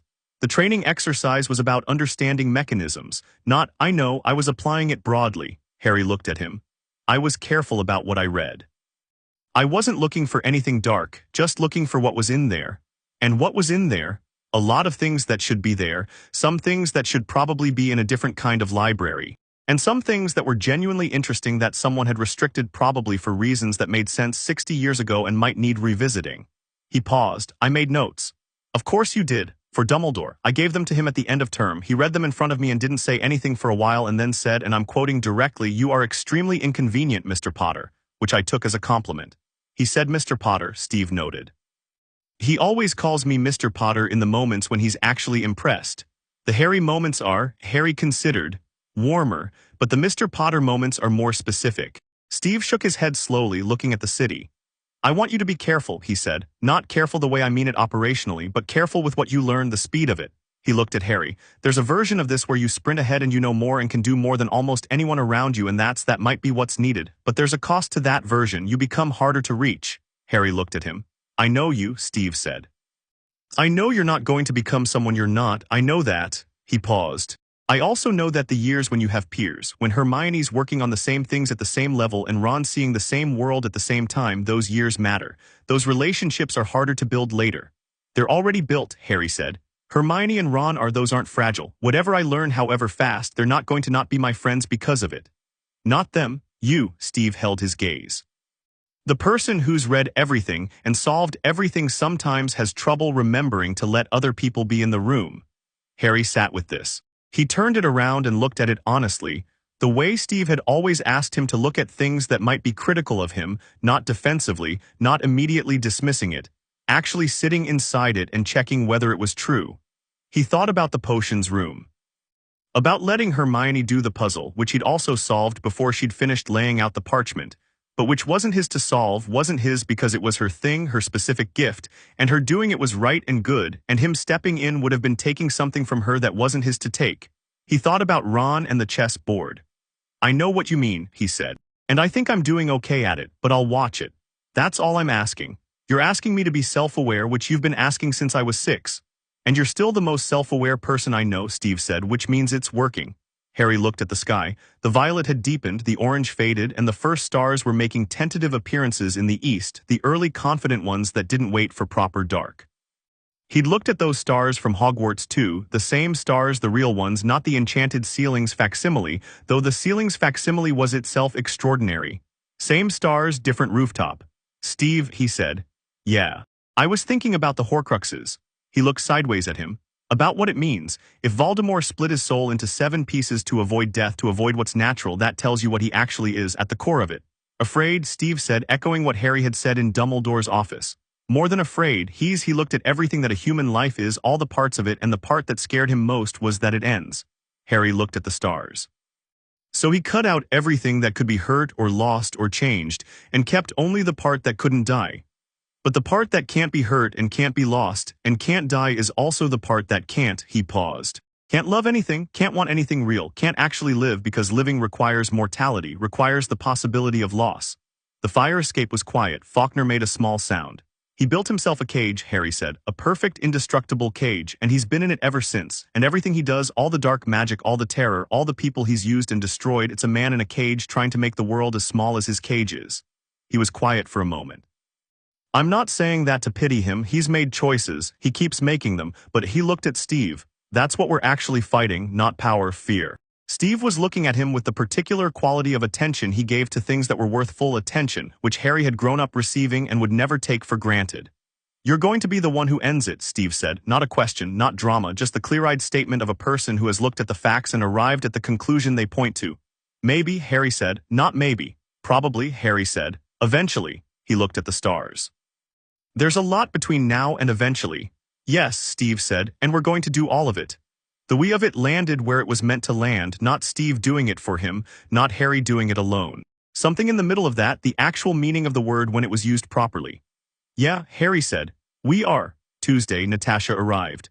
She came in through the window, which was not technically necessary and was entirely on purpose, because Natasha had a highly developed sense of what made a good entrance and a matching philosophy that the direct approach was occasionally less interesting than the architectural one. Harry heard the window go up and didn't turn around from his desk, where he was writing his response to Malfoy's letter. "You could use the door," he said. "I could," Natasha agreed from behind him. She came around the desk and looked at the letter over his shoulder and said nothing about it for a moment, reading, then, "Short." "It needs to be short," Harry said. "Too much and it sounds like I'm trying too hard, too little and it doesn't say anything useful." "What does it say now?" Harry read it aloud. It said, "I've been thinking too about what you're working out. There's no rush and no deadline and no requirement. But the door's open for when you're ready." He paused. "That's it." Natasha was quiet for a moment. "That's right," she said. "Send it." He folded it and set it aside for Faulkner, and then she hugged him, brief, fierce, real, the hug of someone who didn't perform affection, but when they gave it meant it completely. He hugged her back. "You're taller," she said. 3 centimeters, Steve measured. He measured. 1st of June, he has a chart. Natasha's expression said she had feelings about this chart that were warm and that she was not going to vocalize. She sat on the edge of the desk and crossed her arms and looked at him with the specific assessment that was her resting mode in any situation involving someone she cared about and had been away from for a while. "Tell me about the underground chamber," she said. "Everything, all of it," he told her. He told it the same way he'd told Steve because she deserved the same version, and Natasha listened the way she listened, absolutely nothing missed, the body as still as water in a bowl that no one was touching. When he got to the part about putting his hand on Quirrell's face, she made a small sound that he recognized as involuntary, which was information, because involuntary sounds from Natasha were rare and significant. When he finished, she was quiet for a long time. "The hand," she said finally, "it's the thing everyone wants to talk about." "Because it's the thing," she said. "Harry. You put your bare hand on someone's face in a direct confrontation without knowing for certain it would work." "I knew the theory." "Theory." "Yes." He met her eyes. "It worked." "It worked," she agreed. "And you went in there knowing it might not." "I went in there knowing it was the best option available, which is different from knowing it would work but is also not the same as going in blind." He held her gaze steadily. "You've made calls like that, not the same kind but the same principle." She looked at him. "Yes," she said, "I have." A pause, and after I sat on the floor and waited for Dumbledore. "What was that like?" Nobody had asked him that question exactly. Steve had asked if he was okay, which was a different question. Hermione had asked what he'd seen in the mirror, which was another different question. Natasha was asking what the sitting on the floor part was like, which was the real question, the center of it. "Quiet," he said, "and heavy, not in a bad way, in the way things are heavy when they're real." He paused. "I've been thinking about it, about Quirrell, about the fact that he died." He looked at the window. "I don't feel guilty. I know I didn't cause it, Voldemort caused it, a long chain of choices caused it, the first one of which was probably Quirrell's own. But I feel it. It's in there. This thing that happened that I was part of." "Good," Natasha said. He looked at her. "It should be in there," she said. "It should stay. It's not punishment, it's record. It's the thing that proves you haven't mistaken yourself for someone who gets to move through the world without consequence." Her voice was even and honest and had been earned through something Harry knew was larger than he fully understood. The people who stop feeling it, they stop being able to tell the difference between what's necessary and what's just easier. That's what Steve said, different words. "We've had similar conversations," Natasha said, "for different reasons." She looked at him steadily. "You're going to be all right, Harry." "I know," he said. "You keep saying that, because I keep knowing it." He looked at her. Is that arrogance? She thought about it honestly, which was the thing about Natasha. She actually thought about things. She didn't reach for the comfortable answer. "No," she said, "there's a difference between arrogance and a person who knows their own capability. Arrogance is inflated. What you're describing is accurately calibrated. A beat. Don't let it tip, that's all." "Tip how?" "Into thinking you don't need anyone." He looked at her for a moment. "I need people," he said. "Ron, Hermione, you, Steve, even Tony, who is exhausting." He paused. "I know the difference between being capable of operating alone and preferring it. I don't prefer it." "Good," she said again. She stayed for the week she'd promised, and it was a good week, training in the mornings, which she conducted with the unsentimental efficiency of someone who taught by doing and corrected by demonstration rather than instruction. She found the flaw in Tony's aerodynamic sketches on the second day, exactly as Harry had predicted, and produced the correction in a margin note that was 3 words and a diagram and was completely right. She taught him 2 things in that week that had nothing to do with magic or combat. How to read the subtext in a room by tracking who looks at whom when someone else speaks, and how to move through a crowd in a way that made you memorable only after you'd already left it, which was a skill he filed as generally useful and specifically excellent. On her last evening, she sat with him on the fire escape while Steve was inside on a call with Sam, and the city did its summer evening thing below them, and she said without preamble, "I'm going to say something, you don't have to respond." He waited. "When Steve found you," she said, looking at the city, "he was not lost. Steve is never lost. But he was unanchored. The ice, the new century, Peggy gone, Bucky gone, everything familiar gone. He was doing the work because the work was what he knew and what he was good at," but she paused. "The thing that makes Steve who he is, the thing underneath all of it, is love. The capacity to love people specifically and without reservation. And that needs somewhere to go. Without somewhere to go, it just sits there, heavy." Harry looked at the city. "You gave it somewhere to go," she said. "From the first night, a baby on a stoop grabbing his finger, and he didn't put you down, he just held on." She looked at him. "You saved him, Harry, as much as he's been saving you. I thought you should know that." Harry was quiet for a moment, with the fullness of it, the weight of it, the specific enormous gratitude of a thing you've been given that you didn't know how to name until just now. "I know," he said. "I've known for a while." He looked at the fire escape railing. "I just don't know how to say it back to him. It feels like it would," he searched for the word, "overwhelm the container, like the thing is too big for the sentence." "Yes," Natasha said, "that's because it is." "So what do? You show up," she said. "That's what you both do.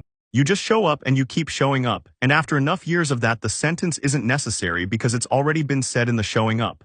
She looked at the city. "You're already doing it." He thought about this for the rest of the evening, and he was still thinking about it when Natasha left the next morning with the same window exit she'd arrived with, because she was who she was. July moved the way July moves when you're somewhere you love generously, with the particular abundance of a month that knows it's the best one. Harry trained every morning. He ran with Steve along the routes they'd been running since Harry was 8 and had been long enough to keep up, the Brooklyn Bridge Loop and the Park Circuit, and occasionally when Steve wanted to talk, the Long Harbor route that had nowhere to turn off and required you to complete the thing you'd started. He read. He read Dumbledore's list and his own supplementary list, and 3 books Tony had sent that had nothing to do with magic and everything to do with systems thinking and the application of incomplete information to complex problems. And he read them at the kitchen table in the mornings with his tea going cold the way Hermione's tea always went cold, which made him feel fond and slightly amused. He visited the Burrow for a week in late July. It was everything Ron had described, and several things he hadn't. A house that shouldn't have been standing and was standing anyway, apparently held together by the specific faith of a family that needed more room than physics was strictly offering them. It was loud and warm, and full of the particular chaotic love of a large family that had stopped being careful about showing it sometime around the 2nd or 3rd child. The kind of family where the love was just in the air, ambient, available to anyone who walked in. Molly Weasley hugged Harry at the door the way she'd been intending to since the letter she'd sent in May, and then held him by the shoulders and looked at him the way his letter from Dumbledore had suggested she might, with the specific examination of someone taking stock of whether a child has been properly looked after. And something in her assessment appeared to satisfy her because she nodded once and brought him inside and immediately began feeding him. Arthur Weasley shook his hand with enormous warmth and then asked him 15 questions about Muggle technology in 15 minutes, which Harry answered thoroughly, and which made Arthur so happy it was almost alarming. Ginny, who was 9 and had the quality of someone who had grown up watching interesting people exist in her vicinity, and had formed strong views about which ones were worth paying attention to, looked at Harry from the kitchen doorway for approximately 30 seconds, and then turned around and walked back into the kitchen, which Harry respected as an honest assessment. Hermione arrived 2 days into his visit and was absorbed into the household with the particular Weasley capacity to simply make room. Room at the table, room in the conversation, room in the general warmth of the place. She was initially careful about it, the only child carefulness, the person not sure how much space they're allowed to take, and then Fred did something that made her laugh so hard she dropped her book, and that was apparently the line because after that she was in it fully. Harry watched her figure out how to be in a family. He watched Ron watch her figure it out with the expression of someone very pleased about how this was going. He said nothing about any of it and kept his opinions to himself because they were good opinions and would only complicate things. He slept in Ron's room on a cot that was comfortable enough and woke up to the smell of Molly's cooking and went downstairs into the noise of it. And on the 4th morning Ginny was at the breakfast table when he came down, just Ginny, early like him, and she looked at him and said, "Ron says you're going to fight Voldemort." Eventually, Harry said, sitting down, "Are you scared?" He considered the question honestly the way it deserved. "No," he said, "but I take it seriously. There's a difference."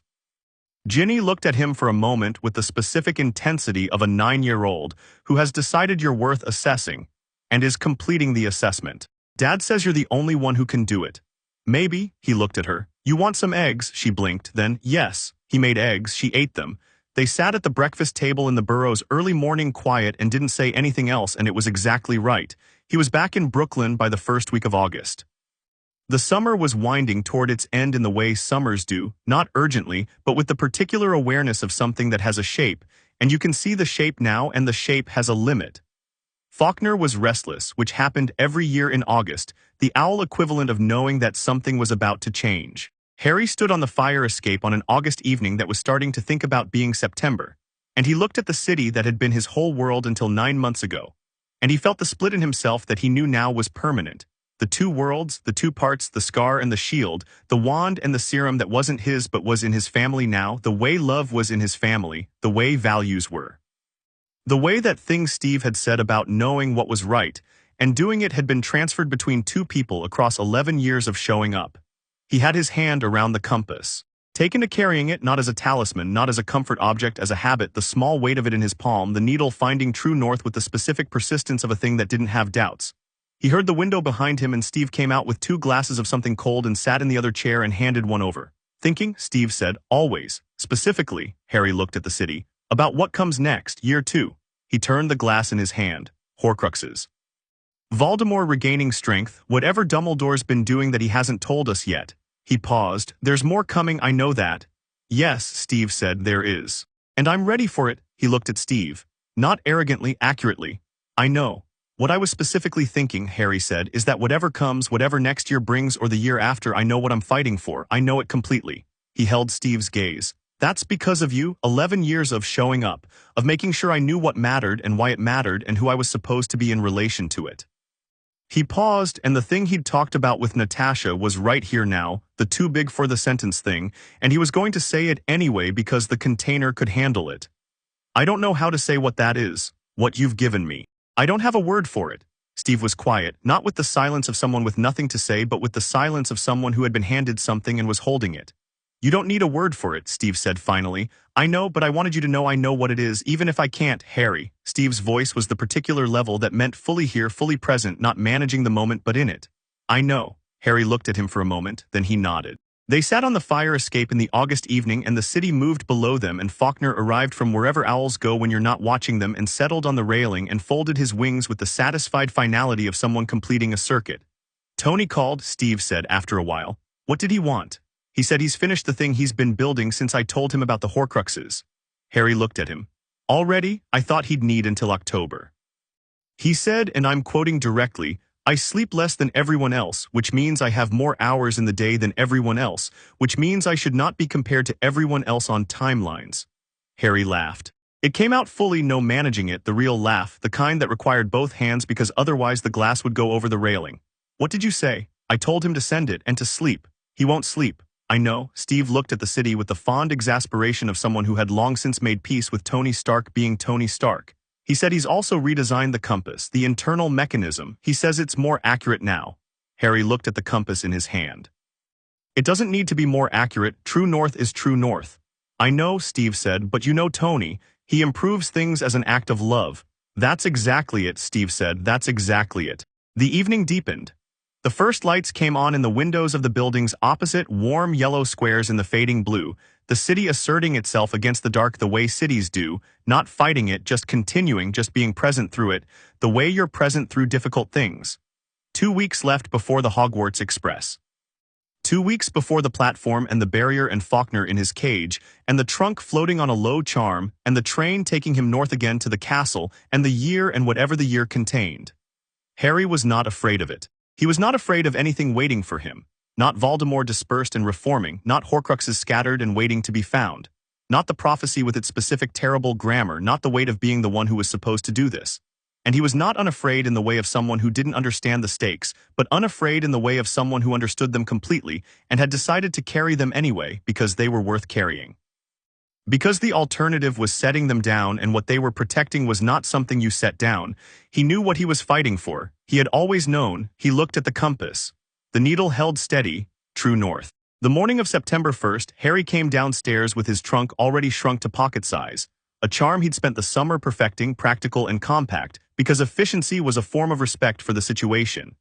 Steve was in the kitchen, making the terrible camp coffee he drank every morning as an act of continuity, as a way of taking a thing from one version of his life into another. They took the tube to King's Cross.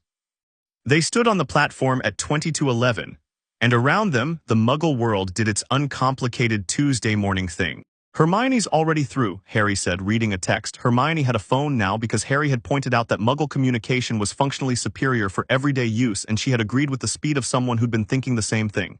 Ron's family is at the barrier. You should go, Steve said. Harry looked at him. I know. I'll be here, Steve said. Whatever happens, whatever next year looks like. He held Harry's gaze. You know where I am. I know, Harry said. Same as always. He picked up his bag. He held Steve's gaze for a moment longer. The green eyes and the blue ones. The scar and the jaw and 11 years of every morning and every fire escape evening and every hard conversation and every pasta dinner in the kitchen with the window open onto the city. Then he pulled Steve into a hug, and Steve's arms came around him completely, and they stood there on a Muggle train platform on a Tuesday morning while the world moved around them, and neither of them was performing anything or managing anything or being anything other than exactly what they were, a man and his son holding on for a moment before letting go. Harry stepped back. All right, he said. Every few days, Steve said. Every few days. He turned and walked toward the barrier. He didn't look back because he didn't need to. Steve was there. He was always there, the specific and irreplaceable fact of him, and that fact didn't require him to stand at the barrier's edge to be real.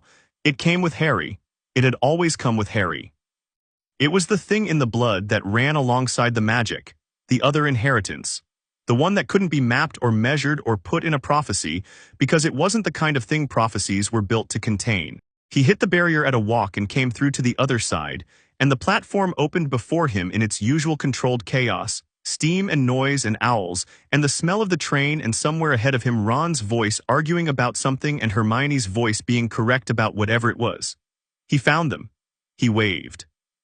Ron waved back with the arm that had been in a sling 3 months ago and was completely fine now. And Hermione was already moving toward the train with the purposeful efficiency of someone who had decided that a good window seat was a strategic resource worth acquiring early.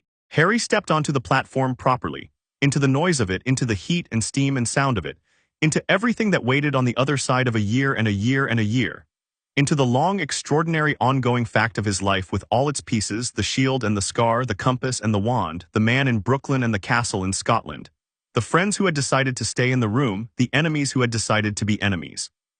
The vast and patient work of a world that needed something from him, and that he had decided, fully and without reservation, to give. Faulkner lifted off his shoulder and circled once above the platform, sharp-eyed and gold in the morning light, and then found his angle and flew. Harry watched him go. Then he picked up his bag and squared his shoulders and walked forward.